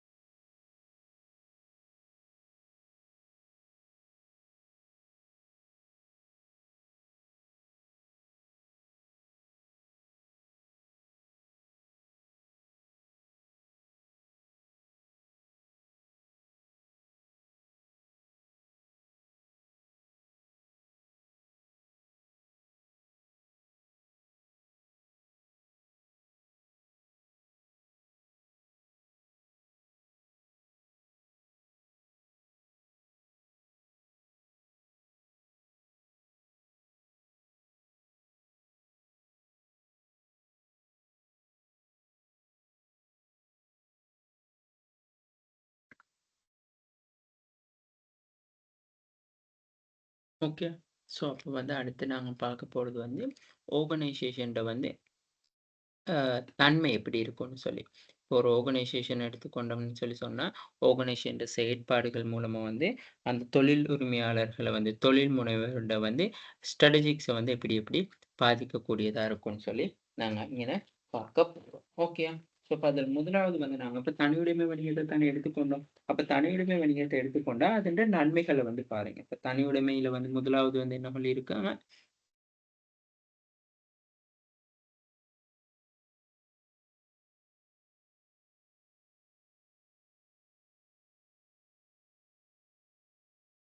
ஓகே. முதலாவது வந்து பாருங்க, "the owner provide the capital requirement is the owned." சரியா? ஸோ, இப்ப அதாவது வந்து உரிமையாளர் வந்து தனியா மூலதனம் ஈட்டுறாரு. ஸோ, இப்படி தனியா மூலதனம் ஈட்டுறதால வந்து, அவர்ட்ட அந்த ஆப்பரேஷன்ஸ்ல வந்து என்ன பாதிக்கக்கூடியதா இருக்கும்னு சொல்லி சொன்னா, அவருக்கு அதிக அளவு மூலதனத்த வந்து ஒரேடியா வந்து திரட்ட முடியாது. சரியா? அப்ப இங்க சொல்றான் தானே, "The provide example how different type of business ownership can impact the entrepreneur's strategy and operations." அந்த ஆப்பரேஷன்ஸ்ல எப்படி இம்பாக்ட்ன்னு சொல்லி கேட்குறாங்க. அதாவது தாக்கம் எப்படின்னு சொல்லி கேட்குறாங்க. ஸோ அப்ப நாங்க தாக்கம், ஸோ அது மட்டும் இல்லாம அது என்னென்ன ஸ்ட்ராடஜிஸ வந்து எடுக்கலான்னு சொல்லியும் அவங்க கேட்குறாங்க. ஸோ அப்போ வந்து அப்ப முதலாவது வந்து நாங்க இங்க என்ன சொல்லணும் வந்து என்னதுன்னு சொல்லி சொன்னா, இப்ப ownership provider capital requirement is own. அப்ப தனி ஒரு நபரால வந்து தான் முழுமையா வந்து என்ன நடக்குதுன்னு சொன்னா, மூலதனம் இடப்படுது. ஸோ இப்படி மூலதனம் இடப்படுறதால வந்து, அந்த ரிஸ்க் ஏதாவது வந்து என்ன சொல்றதுன்னு சொல்லி சொன்னா, தனியுடைமை வந்து அதிக அளவு அப்ப ரிஸ்க்கும் வந்து எப்படி இருக்கும்னு சொல்லி சொன்னா, தனிநபர் ஒருவரை தான் சாரும். ஸோ இப்படி இருக்கிற சந்தர்ப்பத்துல வந்து என்ன செய்யணும்னு சொல்லி சொன்னா, தனிநபர் வந்து முழுமையான அதாவது கடன் மூலதனங்களை வந்து பெற்றுக்கொள்ளக்கூடிய மாரி இருக்கணும். அதுதான் வந்து நாங்க கொண்டு வர அந்த ஸ்ட்ராடஜிக்ஸா இருக்கும். ஸோ தனியா ஒரு ஒரு நபர் வந்து மூலதனம் ஈட்டுறது வந்து ஒரு பெரிய அமௌண்ட்னாலும், தனியா மூலதனம் ஈட்டுறது வந்து கஷ்டம். ஸோ அப்படி இருக்கிற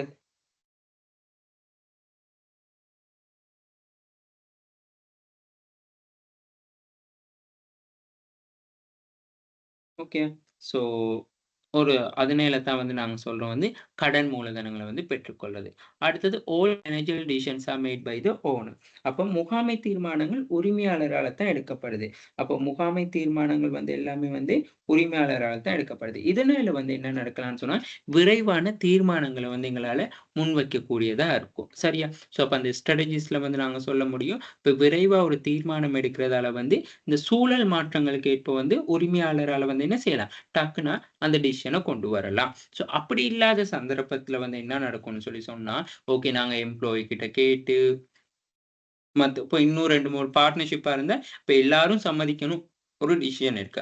அப்படி எடுக்கக்குள்ள வந்து அந்த சேஞ்சஸ வந்து ஒருத்தவங்க வந்து அக்செப்ட் பண்ணிக்கொள்வாங்க. இன்னொருத்தவங்க ஏற்றுக்கொள்ள மாட்டாங்க.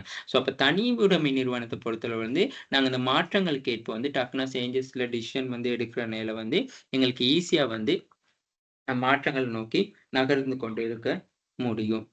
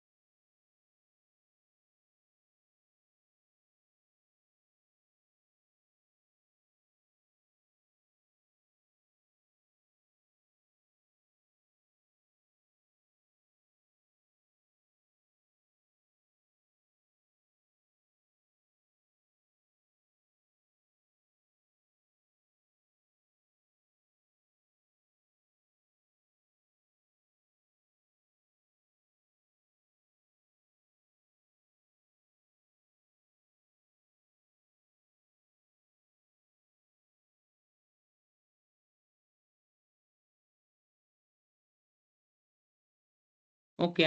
அடுத்தது வந்து பாருங்க. வரையறுக்கப்படாத unlimited liabilities of the owners. அப்போ உரிமையாளர்கிட்ட வந்து இந்த வரையறுக்கப்படாத பொறுப்பு. அப்போ வரையறுக்கப்படாத பொறுப்பு நிலை வந்து உரிமையாளருக்கு வந்து எவ்வளவு நாளும் அவரால் வந்து சிந்திக்கக்கூடியதா இருக்கும். அதாவது அன்லிமிட்டெட் வரையறுக்கப்படாத பொறுப்புன்னு சொன்னா இப்ப நாங்க அவருக்கு வந்து லிமிட் பண்ணல. ஸோ இப்போ அவர் நினைச்ச மாதிரி டிசிஷன்ஸ் எடுக்க முடியும். அவருக்கு ஏத்த மாதிரியான இனோவேஷன்ஸ்ல அதாவது புத்துருவாக்கங்கள், புதிய விஷயங்கள்ல வந்து என்ன சொல்றது அஹ் அக்கறை கொள்றது, புதிய விஷயங்கள்ல வந்து முன்னெடுத்து கொண்டு போறது, அந்த மாதிரி எல்லா விஷயத்தையும் வந்து அவரால ஆக்கத்திறனுக்கோ, புத்துருவாக்கங்களுக்கோ வந்து எந்த ஒரு விஷயத்துக்குமே வந்து அவரால வந்து என்ன செய்ய முடியும்னு சொல்லி சொன்னா, கிரியேட்டிவிட்டியா திங்கிங் பண்ண முடியும். ஏன்னு சொன்னா அவர் தனிநபர். ஸோ தனிநபர்னால அவருக்கு வந்து வரையறுக்க அதுதான் நாட் லீகல் என்ட்ரி. அதாவது வந்து என்ன சொல்றது? Unlimited liability of the owners. அப்ப அவருக்கு பொறுப்புகள் வந்து இவ்வளவு பொறுப்பு தான் சொல்லி வரையறுக்கப்படல. ஸோ அப்ப அவருக்கு ஏத்த மாரி அவருக்கு புத்துருவாக்கம் கொண்டு வர முடியும். ஸோ அது மட்டும் இல்லாம ஆக்கத்திறன்லாம் கொண்டு வர முடியும். அப்ப ஆக்கத்திறன்னா கிரியேட்டிவிட்டினா என்னது? அதாவது வந்து முழுமையா வந்து என்ன சொல்றது? ஆ நாங்க ஆக்கத்திறன்னு சொல்லி சொல்லும் பொழுது வந்து, நாங்க சொல்றது அதாவது ஒரு பிரச்சனைய, சந்தர்ப்பத்தை இனக்கண்டு அவற்றை வந்து தீர்வாக வந்து புதிய எண்ணங்கள வந்து விருத்தி செய்றது தான் வந்து கிரியேட்டிவிட்டி. அப்ப அந்த கிரியேட்டிவிட்டி ஐடியாஸ வந்து அவரால வந்து கொண்டு வர முடியும்னு சொல்லி சொல்லலாம். அதே மாரி தான் வந்து இன்னோவேஷன். ஸோ அதாவது புதிய புதிய விஷயங்கள். இப்ப யாருமே வந்து எந்த ஒரு தடை சொல்றதுக்கும் இல்ல. ஸோ அப்ப அது மூலமா வந்து புதிய விஷயங்கள் அதாவது இயற்கையாகவோ அப்படி என்னது எல்லாருமே வந்து நாங்க ஒரு புதிய ஒரு விஷயத்த வந்து திங்கிங் பண்ணக்கூடியவங்களா இருப்போம். ஸோ அப்ப அது புதிய கண்டுபிடிப்புகள், அப்படி இல்லாட்டி ஏதாவது என்ன சொல்றது? அ நாங்க ஏதாவது இன்க்ளூட் பண்றது. இப்போ உதாரணத்துக்கு வந்து புதிய கண்டுபிடிப்புன்னு சொல்லி சொன்னா, இப்ப ஏதாவது ஒரு புதிய பொருள் அல்லது சேவைய ஒண்ணு உருவாக்குறது. ஆகாய விமானம், தொலைபேசி, டிஜிட்டல் கேமரா அப்படி கொண்டு வந்த மாரி. அடுத்தது வந்து என்ன சொல்றது? ஒரு நீடிப்பு, எக்ஸ்பேன்ஸ் பண்றது. அதாவது வந்து இப்ப மின்சார புகையிரதம், எலக்ட்ரிக் இன்ஜின். ஸோ அடுத்தது வந்து ஸ்மார்ட் மொபைல் ஃபோன், ஆ பாஸ்போர்ட் அந்த மாரி. அடுத்தது வந்து ஃபாலோ பண்றது. அப்ப ஃபாலோ பண்றதுன்னு சொல்லி சொன்னா, இப்ப கரண்ட்ல இருக்கிற அந்த கான்செப்ட்க்கு ஏத்த மாரி வந்து, நாங்க என்ன சொல்றோம், புதிய ஒரு புரொடக்ஷன வந்து உருவாக்குறது. அதாவது இப்ப ஐஸ்கிரீம் விநியோகிக்கிற நடமாடும் வாகனங்கள். ஸோ பேக்கரி என்ன சொல்றது, நடமாடும் பேக்கரி உற்பத்திகள். ஸோ அந்த மாரி வந்து இப்ப நடமாடும் வங்கிச் சேவை. ஸோ அப்படி எல்லாமே வந்து கொண்டு வரலான்னு சொல்லி சொல்றாங்க. அடுத்தது வந்து கூட்டு. அதாவது வந்து நாங்க உன்னோட வந்து கனெக்டிவிட்டி பண்றது. அதாவது கனெக்ஷன் பண்ணி நாங்க செய்றது. ஸோ அதுக்கு உதாரணம் தான் நாங்க என்ன சொல்லலாம்னு சொல்லி சொன்னா, அம் என்னது? அந்த எல்இடி மின்குமிழ பயன்படுத்தி ஒரு வெசாக் பந்தல், அரிசி மாவ பயன்படுத்தி வெதுக்கு உற்பத்திகள், அந்த அடுத்தது வந்து இப்ப இன்சூரன்ஸ் கம்பெனினாலும் லீசிங் கம்பெனியோட ஒன்றிணைஞ்சு தொழில் பண்றது. ஸோ அது என்னதுக்கானன்னா, அன்லிமிட்டட் லயபிலிட்டி ஆஃப் த ஓனர்ஸ்னால தான் வந்து அந்த விதமான தோட்ஸ் எல்லாமே வந்து உருவாக்கப்படுது. சரியா? ஸோ அடுத்து நான் இது சம்மந்தமா உங்களுக்கு வந்து என்ன சொல்றது? பேப்பர்ஸ் தேவையான விஷயங்கள் எல்லாத்தையும் வந்து நோட்ஸ் எல்லாம் ப்ரொவைட் பண்ணியிருக்கிறேன். பார்த்துக்கொள்ளுங்க. அடுத்தது வந்து என்ன சொல்றதுன்னு சொல்லி சொன்னா, ஆ நாட் லீ நாட் லீகல் என்ட்ரி. அதாவது வணிகத்துக்கு வந்து சட்ட ரீதியான தனிமனித அந்தஸ்து காணப்படாமை. அதாவது ஒரு லீகல் என்ட்ரி வந்து காணப்படாது. ஸோ இப்ப இவருக்கு வந்து பிசினஸ வந்து எப்படினாலும் வந்து கொண்டு நடத்த முடியும். ஓகேயா? ஸோ அதுல அடுத்தது வந்து பாருங்க, என்ஜாய் த ப்ராஃபிட் அண்ட் லாஸோ அலோன். அதாவது வந்து இப்ப நட்டாச்சம் ஏற்பட இப்ப உரிமையாளர்னாலே என்னது? அவர் வந்து நட்டாச்சத்த வந்து ஏற்றுக்கொள்ளக்கூடியவரா இருப்பாரு. அதே சந்தர்ப்பத்துல வந்து லாபத்த வந்து தனி ஒரு நபரால வந்து அனுபவிக்கக்கூடியதாவும் இருக்க முடியும். அடு சரியா? ஆ அடுத்தது நோ கன் நோ கன்டினியூட்டி. அதாவது வந்து தொடர்ந்து இயங்கும் நிலைப்பாடு. இப்ப நாங்க சொல்லப் போனோம்னு சொல்லி சொன்னா, அப்ப ஒரு பிசினஸ் ஆர்கனைசேஷன் வந்து தொடர்ச்சியா ஒன்றா தொடர்ச்சி கன்டினியூஸா வந்து அந்த பிசினஸ் வந்து கொண்டு போகணும்னு சொல்லி சொல்ல முடியாது. சம்டைம்ஸ் வந்து அது ஓல்ட் ஆகி இன்னொரு புது பிசினஸ் ஒண்ணு ஸ்டார்ட் பண்ணலாம். அப்படி அதுதான் நோ கன்டினியூட்டின்னு சொல்லி சொல்றாங்க. Accounting it's not compulsory. அப்ப இந்த கணக்குகள் அந்த மாரி எல்லாம் வந்து கட்டுப்பாடா வந்து கட்டாயம் இல்ல. ஸோ அதுதான் அந்த ஆப்பரேஷன்ஸ். ஸோ அப்படி கட்டாயம் இல்லாத சந்தர்ப்பத்தில வந்து, அப்போ முகாமையாளர் என்ன செய்யலாம்? அதெல்லாம் ஒரு என்ன சொல்றது? ஒரு பெரிய அளவுல வந்து அந்த அவர்ட்ட வந்து தாக்கம் செலுத்தாது. சரியா? ஆ ஸோ ஆ இந்த மாரியான விஷயங்கள வந்து நாங்க சொல்லலாம். அடுத்தது வந்து இப்ப இதுல அட்வான்டேஜ்ன்னு சொன்னா ஈஸி டூ இனிஷியேட்டர். அதாவது வந்து தனியா ஆரம்பிக்கிறது வந்து இலகுவா இருக்கும். இப்படி ஆரம்பிக்கிறது இலகுவா இருக்கனால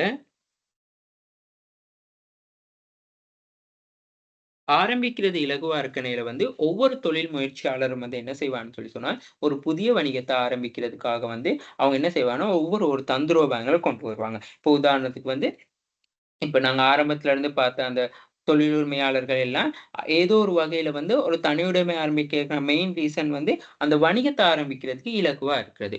all profit belong to owners. அதாவது வந்து லாபம், சகல லாபங்களும் வந்து உரிமையாளருக்கு தான் கிடைக்கப்பெறுது. அதாவது வந்து இங்க வந்து நாங்க சொல்லியிருந்தோம் வந்து நோ அன்லிமிட்டட் லயபிலிட்டி.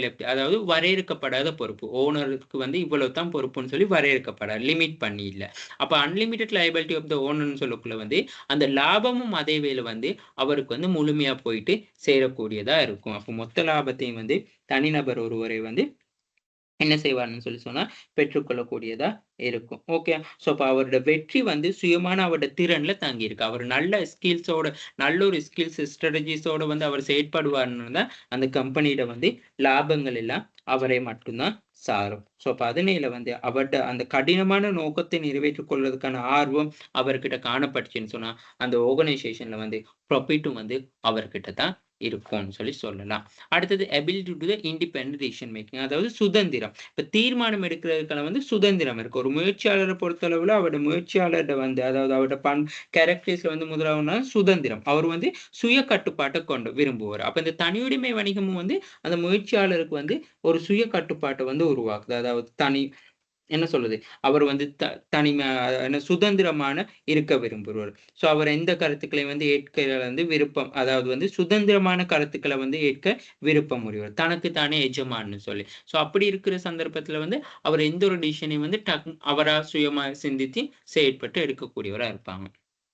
அடுத்தது fever rules and regulations R the applicable. அதாவது ஒரு சில வகையான சட்டதிட்ட பிரமாணங்கள் வந்து குறைவா இருக்கும். அதாவது ரூல்ஸ் அண்ட் ரெகுலேஷன் வந்து பெருசா காணப்படாது. அதனால வந்து இங்க அந்த என்டர்பிரனருக்கு வந்து ஒரு ஃப்ளெக்சிபிலிட்டி இருக்கும். ஓகே, ஒரு ரூல்ஸ் அண்ட் ரெகுலேஷன்ஸ் இல்லாட்டி இந்த என்வாயர்மென்ட் சேஞ்சஸ்க்கு ஏற்ப வந்து அவரால வந்து என்ன செய்ய முடியும்னா, என்ன சொல்றது சேஞ்ச் ஆகிக்கொள்ளக்கூடிய மாரி இருக்கும்.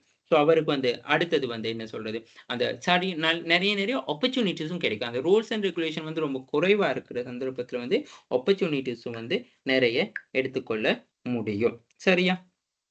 அடுத்தது. ஸோ அப்ப நீங்க வந்து இங்க அந்த ஆப்பரேஷன் அதோட வந்து அந்த ஸ்ட்ராட்டஜிஸ வந்து சொல்லணும். இப்ப நாங்க இந்த சோலோ ப்ராப்பர்ட்டீஸ்ல வந்து ஆப்பரேஷன்ஸ் எப்படி இருக்குன்னு சொல்றேன். அந்த ஆப்பரேஷன்ஸோட ஸ்ட்ராட்டஜி வந்து எப்படி அங்கன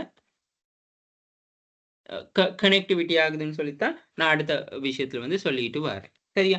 அடுத்தது possibility maintain the direct relations with the customer. So இது வந்து அதாவது வந்து என்னதுன்னா, அ ஓ இந்த சரி அதாவது வந்து வாடிக்கையாளர்களோட நேரடியா வந்து தொடர்புகள வச்சுக் கொள்றதால வந்து வாடிக்கையாளரோட ஃபீட்பேக் அதாவது வாடிக்கையாளரோட கருத்துக்கள், வாடிக்கையாளரோட பின்னூட்டங்கள வந்து இலகுவா தெரிஞ்சுக்கொண்டு, அதுக்கமைய வந்து இவருடைய பிசினஸ வந்து மாற்றி அமைச்சுக் கொள்ள முடியும். அதுக்கமைய வந்து இவருடைய பிசினஸ வந்து சரிவர கொண்டு போக முடியும். அடுத்தது வந்து the ability to keeping the business information of the confidently. அப்ப வணிகத்துல இருக்கிற தகவல்கள் எல்லாமே இரகசியமா காக்கப்படும். அதாவது வந்து இப்ப அவருடைய தனி ஒரு நபர் உரிமையாளர் காணப்படுறதால வந்து வணிகம் சம்பந்தமான எந்த ஒரு இன்ஃபர்மேஷன் வந்து வெளியிலயோ தேர்ட் பார்ட்டிக்கோ வந்து போகாது. இப்படியான இருக்கிற சந்தர்ப்பத்துல வந்து எங்களுக்கு இந்த காம்படிஷன்னு சொல்றோம். அதாவது வந்து நார்மலா வந்து என்ன சொல்றது? அதாவது வந்து அதாவது வந்து எங்களுக்கு எந்த விதமான ஒரு ரிஸ்க் ஒண்ணும் இருக்காது. எங்கள அதாவது எந்த ஒரு வணிகம் சம்பந்தமா எந்த ஒரு இன்ஃபர்மேஷன் வந்து வெளியில போகாது. அப்படி போகாம இருக்க சந்தர்ப்பத்துல வந்து காம்படிட்டர்ஸ்க்கு வந்து எங்களுக்கு வந்து அந்த ஆர்கனைசேஷன் அந்த தனி உடைமை வணிகத்தின் முக்கியமான இன்ஃபர்மேஷன்ஸ் எல்லாம் எல்லாமே வந்து காம்படிட்டர்ஸ்க்கு வந்து கிடைக்காம போக சான்ஸ் காணப்படும். அடுத்தது வந்து பாருங்க termination of the business convenient. Termination சொன்னா இலகுவா வந்து வணிகத்தை கலைக்க முடியும். டெர்மினேட் பண்றேன்னா கலைத்தல். அப்ப வணிகத்தை வந்து இலகுவா வந்து கலைக்க முடியறதால வந்து இப்ப முயற்சியாளருக்கு வந்து அவரோட நட்டம் அடைஞ்சு கொண்டு வரதுன்னா டக்குனு அந்த பிசினஸ க்ளோஸ் பண்ணிட்டு இன்னொரு புதிய ஒரு பிசினஸ் ஒண்ண உருவாக்கலாம். அதத்தான் அங்கன சொல்றாங்க. அடுத்தது வந்து கண்ட்ரோல் த கன்வீனியன்ட். அதாவது நிர்வகிக்க இலகுவா இருக்கும்னு சொல்லி சொல்லுவாங்க. அப்ப நிர்வகிக்க இலகுவா இருக்கும்னு சொல்லி சொன்னா என்ன சொல்றதுன்னு சொல்லி சொன்னா, ஆ இலகுவா வந்து அந்த நிர்வகிச்சு கொண்டு போற மாரி பிசினஸ வந்து எந்த ஒரு பிரச்சனையும் இல்லாம, அவரா முழுமையா அர்ப்பணிப்பு செஞ்சு, அவரா அந்த சுய ஊக்குவிப்பு செல்ஃப் மோட்டிவேஷன் மூலமா, அவருக்குன்னு இருக்க ஒரு பிலீவ்னஸ் மூலமா வந்து அ க க சுயமா வந்து கொண்டு போக முடியும்னு சொல்லி நாங்க சொல்லலாம்.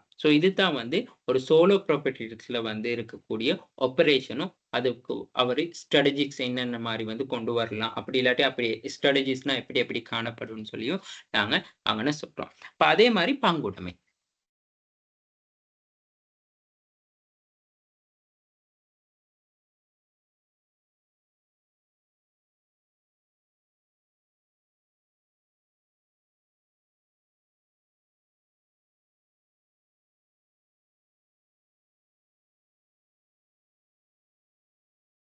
Okay. Easy to the comments. அதாவது வந்து பங்குடைமையிலே வந்து எங்களுக்கு என்னதுன்னு சொல்லி சொன்னா, சில நன்மைகள் காணப்படுது. அதாவது வந்து இப்ப நார்மலா வந்து பங்குடைமைன்னு சொல்லி சொன்னா, பங்காளர்கள் எல்லாம் சேர்ந்து தான் வந்து என்ன செய்றதுன்னு சொல்லி சொன்னா, ஒ ஒன்று என்ன செய்வாங்கன்னு சொல்லி சொன்னா, ஒன்று சேர்ந்து தான் பிசினஸ நடத்தி கொண்டு போவாங்க. 2ஓ 2க்கு மேற்பட்ட நபர்களோ வந்து ஒன்று சேர்ந்து. ஸோ அப்படி இருக்கிற சந்தர்ப்பத்தில வந்து, இங்க முதலாவது இலகுவா ஆரம்பிக்க முடியும். அதாவது ஈஸி டூ கமெண்ட். அப்ப இலகுவா ஆரம்பிக்க முடியறதால, எந்த ஒரு தொழில் முயற்சியாளர் வந்து இந்த தனியுடைமை, அதாவது 2 அப்படி இல்லாட்டி 2க்கு மேற்பட்ட நண்பர்களா இருக்கலாம், தரப்பினரா இருக்கக்குள்ள வந்து தனியா ஒருவரால வந்து மூலதனம் தேடிக்கொள்ள கஷ்டமா இருக்கக்குள்ள வந்து, தனியா ஒருத்தரால வந்து பிசினஸ நடத்தி கொண்டு போறதுக்கு கஷ்டமா இருக்கிற சந்தர்ப்பத்தில வந்து, எந்த ஒரு முயற்சியாளரும் தோன்றா அடுத்த ஒரு சிறந்த ஆப்ஷன் தான் வந்து பார்ட்னர்ஷிப் பிசினஸ் ஒண்ணு ஸ்டார்ட் பண்ணுவோம். ஸோ, அப்ப அதுதான் 2வது ஆப்ஷன். அப்ப அதோட ஆப்பரேஷன்ஸ் தான் வந்து ஈஸி டூ கமெண்ட்ஸ். அதாவது வந்து இலகுவா வந்து ஆரம்பிக்க முடியும். அப்ப இலகுவா ஆரம்பிக்க முடியறதால வந்து என்ன செய்றது? அடுத்தது கேன் பி டிஸ்க்ளோஸ்ட் ஈஸிலி. இலகுவா ஆரம்பிச்சு, இலகுவா கலைக்க முடியறதால வந்து என்ன நடக்கும்னு சொல்லி சொன்னா, அப்ப அந்த நபர்கள் வந்து என்ன செய்வான்னு சொல்லி சொன்னா, என்ன சொல்றதுன்னு சொல்லி சொன்னா, குறைஞ்சது 20 இருக்கணும். குறைஞ்சது 2 பேர், கூடியது 20 பேர். மினிமம் 2 மேக்ஸிமம் 20 இருந்தா நாங்க ஒரு பார்ட்னர்ஷிப் பிசினஸ் ஒண்ணு ஸ்டார்ட் பண்ணலாம். சரியா?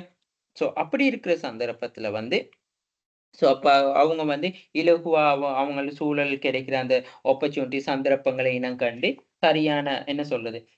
2 பேரும் வந்து சேர்ந்து அந்த பிசினஸ வந்து செஞ்சு கொண்டு போலாம். அதாவது சூழல் மீதான உணர்வு அந்த என்ன சொல்றது? இப்ப பெண்கள் வந்து பல்வேறு தொழில்ல ஈடுபடுறாங்க. ஸோ அவங்களோட வேலைப்பளு வந்து உருவாகியுள்ள சந்தர்ப்பத்தை இனம் கண்டு, ஸோ அவங்களுக்கு ஏதாவது ஒரு புதிய ஒரு வேலைவாய்ப்பு உருவாக்கி குடுக்கிறது. ஸோ அந்த சந்தர்ப்பங்களை இனம் காண்றது. அடுத்தது வந்து 2 பேருக்குமே வந்து நேர் மனப்பாங்கு. அதாவது ஏதாவது ஒண்ண பத்தி சிந்திப்பதற்கு வந்து அவர் வந்து என்ன சொல்றது? நாங்க எந்த ஒரு விஷயத்தையும் வந்து பாசிட்டிவா திங்க் பண்ணக்கூடியவங்க. அப்ப இந்த பார்ட்னர்ஷிப்பா இருக்கக்குள்ள வந்து ஈஸியா ஆரம்பிக்க இலகுவா இருக்கும்னு சொல்லி சொன்னா, ஓகே இப்ப நானும் பாசிட்டிவா திங்க் அபௌட் பண்ணக்குள்ள, ஃப்ரெண்டும் பாசிட்டிவா திங்க் அபௌட் பண்ணக்குள்ள வந்து, எங்களுக்கு அந்த ஒரு பிசினஸ் ஒண்ணு, ஒரு நல்ல பிசினஸ் ஒண்ணு, கிரியேட் ஐடியா ஒண்ணு எங்களுக்கு கண்டிப்பா வரும்னு சொல்லி சொல்ல முடியும்.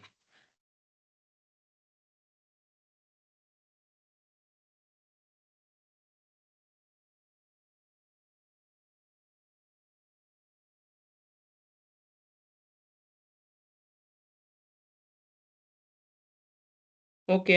ஸோ அடுத்த விஷயம் வந்து நாங்க என்ன சொல்லலாம்னு சொல்லி சொன்னா, அதிக அளவு மூலதனம் சேர்க்க முடியும். அதாவது வந்து பாசிபிலிட்டி டூ கெதர் இன் த அ இமென்ஸ் கேப்பிட்டல்ஸ். அதாவது வந்து மூலதனம் அதிக அளவா சேர்க்கப்படுற சந்தர்ப்பத்தால வந்து எங்களோட வணிகத்த வந்து விரிவுபடுத்திக் கொண்டு போட முடியும். எந்த ஒரு என்டர்பிரனரும் வந்து பிசினஸ வந்து ஆரம்பத்தில சிறிய அளவுல தொடங்கி, போக போக வந்து பெரிய அளவுல வந்து வளர்ச்சி அடையறதுல வந்து விருப்பம் தெரிவிப்பாங்க. ஸோ அப்படி இருக்கக்குள்ள இந்த பார்ட்னர்ஷிப்லயும் வந்து நாங்க என்ன செய்யலாம்னு சொல்லி சொன்னா, வணிகத்த வந்து முடியுமான மட்டும் விஸ்தரிக்கக்கூடியதா வந்து சான்ஸ் இருக்கும். அதுக்காக வந்து அதிக அளவு மூலதனம் வந்து இருவராலும் வந்து இடப்படுறது தான் ஒரு மெயின் பெனிஃபிட்ஸா இருக்கும். அடுத்தது வந்து பலரது திறன்களையும், திறமைகளையும் ஒன்றிணைக்கலாம். Ability to make the use the multiple skill and talented of the people. இப்போ ஒரு என்டர்பிரினர் இருக்கக்குள்ளயே வந்து அவருக்கு பல்வேறு கேரக்டரிஸ் இருக்கும். இப்போ ஒரு என்டர்பிரினர் இருக்கக்குள்ள அவர் கிரியேட்டிவிட்டியா திங்க் பண்ணுவாரு, இன்னோவேஷன் டைப்ல இருப்பாரு. ஸோ ரிஸ்க்க வந்து அக்செப்ட் பண்ணிக்கொள்ளக்கூடியவர், ஃபோர்காஸ்டிங், ஆப்பர்ச்சுனிட்டீஸ ஐடென்டிஃபை பண்ணக்கொள்ளக்கூடியது, பாசிட்டிவா திங்க் பண்ணக்கூடியவரு, அவரு ஃப்ரீடமா இருக்கக்கூடியவரு, மத்த ஃப்ளெக்ஸிபிலிட்டியானவரு, அவரு வந்து எபிலிட்டி அதாவது வந்து என்ன சொல்றது? அ நாங்க சொல்லுவோம். அ அதிக அளவு விருப்பம், ஆர்வம் இருக்கக்கூடியது. அதாவது வந்து செல்ஃப் மோட்டிவேட் ஆகக்கூடியவரு. ஸோ இப்படி வந்து ஒருத்தரா இருக்கக்குள்ளயே அவ்வளோ கேரக்டர்ஸ் இருக்கக்குள்ள, அதே மாரி ஒரு நபர் இன்னொருத்தர் சேர்ந்து பங்குடைமை வந்து பார்ட்னர்ஷிப் வந்து உருவாக்கக்குள்ள வந்து 2 பேர் வந்து அப்ப சேரக்குள்ள வந்து அவங்களோட திறமைகளா இருக்கலாம், அவங்களோட கேரக்டர்ஸ் எல்லாம் சேர்ந்து ஒரு நல்ல ஒரு பிசினஸ் ஒண்ணு உருவாக்கக்கூடிய சான்ஸ் வந்து காணப்படும்னு சொல்லி சொல்லலாம். சரியா? அடுத்தது வந்து இந்த responsibility liabilities will be distributed among the many partners. அப்ப இந்த ரெஸ்பான்சிபிலிட்டி இந்த பொறுப்புகள் வந்து பலரிடையே வந்து பகிரப்படும். அப்படி பகிரப்படுவதால வந்து நிறுவனத்துல காணப்படுகிற அப்ப அவங்களுக்குன்னு சொல்லி திங்க் பண்றதோ அந்த என்ன சொல்லுது அப்ப அந்த என்ன சொல்றது பொறுப்புகள் வந்து வழங்கப்படுறதால வந்து அவங்களுக்குன்னு கொடுத்த பொறுப்புகளை வந்து தெளிவா சிறப்பான முறையில செஞ்சு கொள்ளக்கூடிய சான்ஸும் காணப்படுது. அடுத்தது வந்து என்னது the through collective liability ensure enthusiasm and efficiency will be enhanced சொல்லி சொல்றதா. அப்ப அதாவது வந்து இப்போ ஒன்றிணைந்த இந்த பொறுப்பு காரணமா வந்து ஊக்கமும் வினைத்திறனும் ஏற்படும். அதாவது வந்து அவங்களுக்குள்ள வந்து ஒரு நல்ல ஒரு மோட்டிவேஷன் ஆகும். ஓகே நல்லா ஒர்க் பண்ணா ஹார்ட் ஒர்க் பண்ணா நல்ல ப்ராஃபிட் கிடைக்கும். நல்லா அச்சீவ் பண்ணிக்கொள்ள முடியும். அப்ப எங்களுக்கு வந்து ரிஸ்க் வந்து ரொம்ப குறைஞ்சி ப்ராஃபிட் வந்து எங்களுக்கு இன்க்ரீஸ் பண்ணிக்கொள்ளக்கூடிய சான்ஸ் வந்து நிறைய காணப்படுதுன்னு சொல்லி சொல்லலாம். ஸோ அதுதான் வந்து இங்க இந்த பார்ட்னர்ஷிப்ல இருக்கிற ஆப்பரேஷன்ஸும் அதுக்கான ஸ்ட்ராட்டஜிக்ஸும். ஓகேயா? சரி.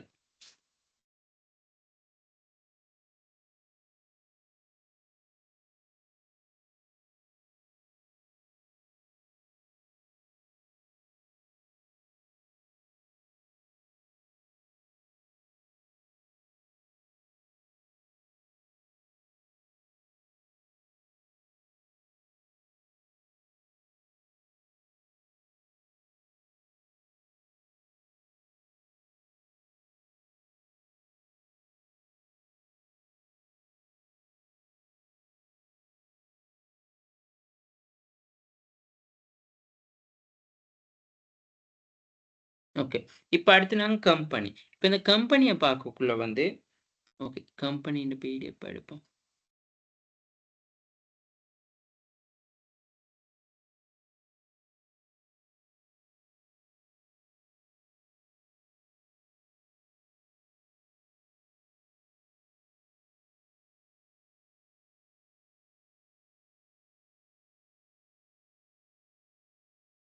ஓகே.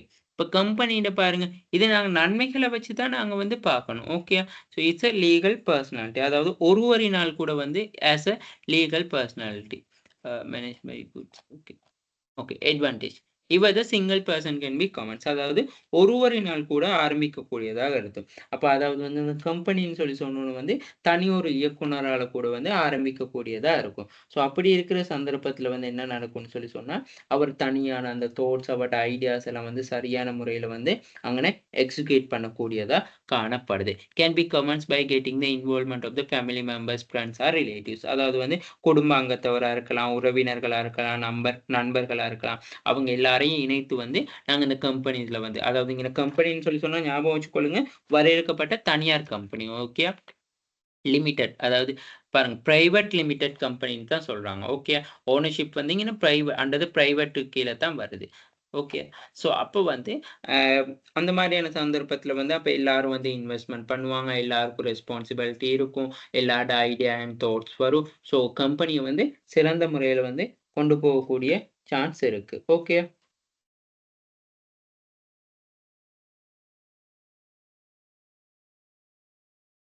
அடுத்தது அதாவது வந்து என்ன சொல்றது? Being the formal and having the I recognition. இப்போ ஒரு கம்பெனி ஒண்ணுனாலே வந்து எல்லாராலயும் ரெகக்னைசேஷன் பண்ணப்பட்டதா தான் காணப்படும். அப்ப அந்த கம்பெனி ரெகக்னைசேஷனா இருக்கக்குள்ள வந்து என்ன நடக்கும்னு சொல்லி சொன்னா, மக்கள் மத்தியில வந்து அந்த பிசினஸ் வந்து இன்னும் எக்ஸ்பான்ஸ் ஆகும். அப்போ வணிகம் விரிவாக்கப்படும். வணிகம் விரிவாக்கப்பட்டு அந்த வணிகம் அந்த நுகர்வோர் அந்த என்ன சொல்றது? சொசைட்டில வந்து ஒரு நல்ல ஒரு அ நன்மதிப்பு அதாவது ஒரு என்ன சொல்றது? ஒரு கம்பெனி ரெப்யூட்டேஷன் ஒண்ணு கிரியேட் ஆகும்னு சொல்லி சொல்றான். அடுத்தது வந்து பொறுப்பு வரையறுக்கப்பட்டது. Limited liability. இப்போ அந்த கம்பெனில இருக்கிற அந்தந்த பெர்சனுக்கு வந்து லிமிட்டட் லயபிலிட்டி இருக்கதால வந்து, ஸோ அவங்களுக்குன்னு அந்த குடுக்கப்பட்ட அந்த வொர்க்ங்கள வந்து சரியான முறையில வந்து செய்யக்கூடியதா மட்டும் இருக்காம, ஸோ அவங்க வந்து அந்த அசைன் பண்ணியிருக்க டாஸ்க்க வந்து சக்சஸ்ஃபுல்லா கம்ப்ளீட் பண்ணக்கூடிய மாரி இருக்கும்னு சொல்லி சொல்லலாம். ஓகே. அடுத்தது வந்து having the separate legal identity. அதாவது வந்து சட்ட ஆளுமை காணப்படும். இப்ப அதாவது வந்து இப்ப லீகலா வந்து இதுக்கு ஒரு என்ன சொல்றது? சட்ட ஆளுமை இருக்கும். அப்ப சட்ட ஆளுமை காணப்படுகின்ற வணிகத்துல வந்து எந்த விதமான பிரச்சனைகளின் போது வந்து சட்ட ரீதியான அரசின் பாதுகாப்பு கிடைக்கப்படும். த கன்டின்யூ த எக்ஸ்டென்ஸ் அதாவது வந்து தொடர்ந்து இயங்கும் தன்மை. அப்போ வணிகம் தொடர்ந்து இயங்கக்குள்ள வந்து வணிகத்தின் லாபம் அதிகரிக்கப்படும். ஸோ அது சமூகத்துல நன்மதிப்பை பெற்று முதல் நிலையில வந்து வணிகம் வந்து காணப்படும். ஸோ இப்படியான இருக்கிற சந்தர்ப்பத்துல வந்து இந்த முயற்சியாளர்களும் வந்து என்ன செய்வான்னு சொல்லி சொன்னா, வணிகத்துல புதிய பொருட்கள உருவாக்குறது, புதிய விஷயங்கள வந்து கண்டுபிடிக்கிறது, இன்னோவேஷன் டைப்ல அந்த மாரியான விஷயங்கள் எல்லாமே வந்து கிரியேட் ஆகும்ன்னு சொல்லி சொல்லலாம். ஓகே. ஸோ இதுதான் வந்து நாங்க இதுல இங்கன இந்த கடைசியா கேட்ட கொஸ்டினுக்கான ஆன்ஸர். அதாவது ஓகே. இங்க சொல்லியே இருக்காங்க. Provide the example of how different type of business ownership can be impact the entrepreneur strategy and operation. அப்போ entrepreneur strategiesன்னு சொல்லி சொன்னா, அவங்கட்ட இருக்க அந்த கேரக்டரிஸ் அந்த ஸ்ட்ராட்டஜிஸ வந்து எப்படி தாக்கம் செலுத்துதுன்னு சொல்லி தான் நாங்க இங்கன மென்ஷன் பண்றோம். ஓகே. ஸோ ஓவராலா வந்து இதுதான் உங்களோட அசைன்மென்ட். ஸோ அசைன்மென்ட்ட வந்து நல்லா கம்ப்ளீட் பண்ணிக்கொள்ளுங்க. ஸோ நான் உங்களுக்கு வந்து இந்த நாளைக்கு இந்த அசைன்மென்ட் கைட்லைன் எல்லாமே ப்ரொவைட் பண்ணியிருக்கேன். ஆன்சர்ஸ் 2, 3 ஆன்சர்ஸ் வந்து வழங்கியிருக்கேன். ஸோ அந்த ஆன்சர்ஸ் எல்லாத்தையும் வந்து நீங்க பார்த்து, நீங்க நல்ல ஒரு பெஸ்ட்டா அசைன்மென்ட் வந்து செய்யக்கூடிய மாரி இருக்கும். ஓகே. ஓகே.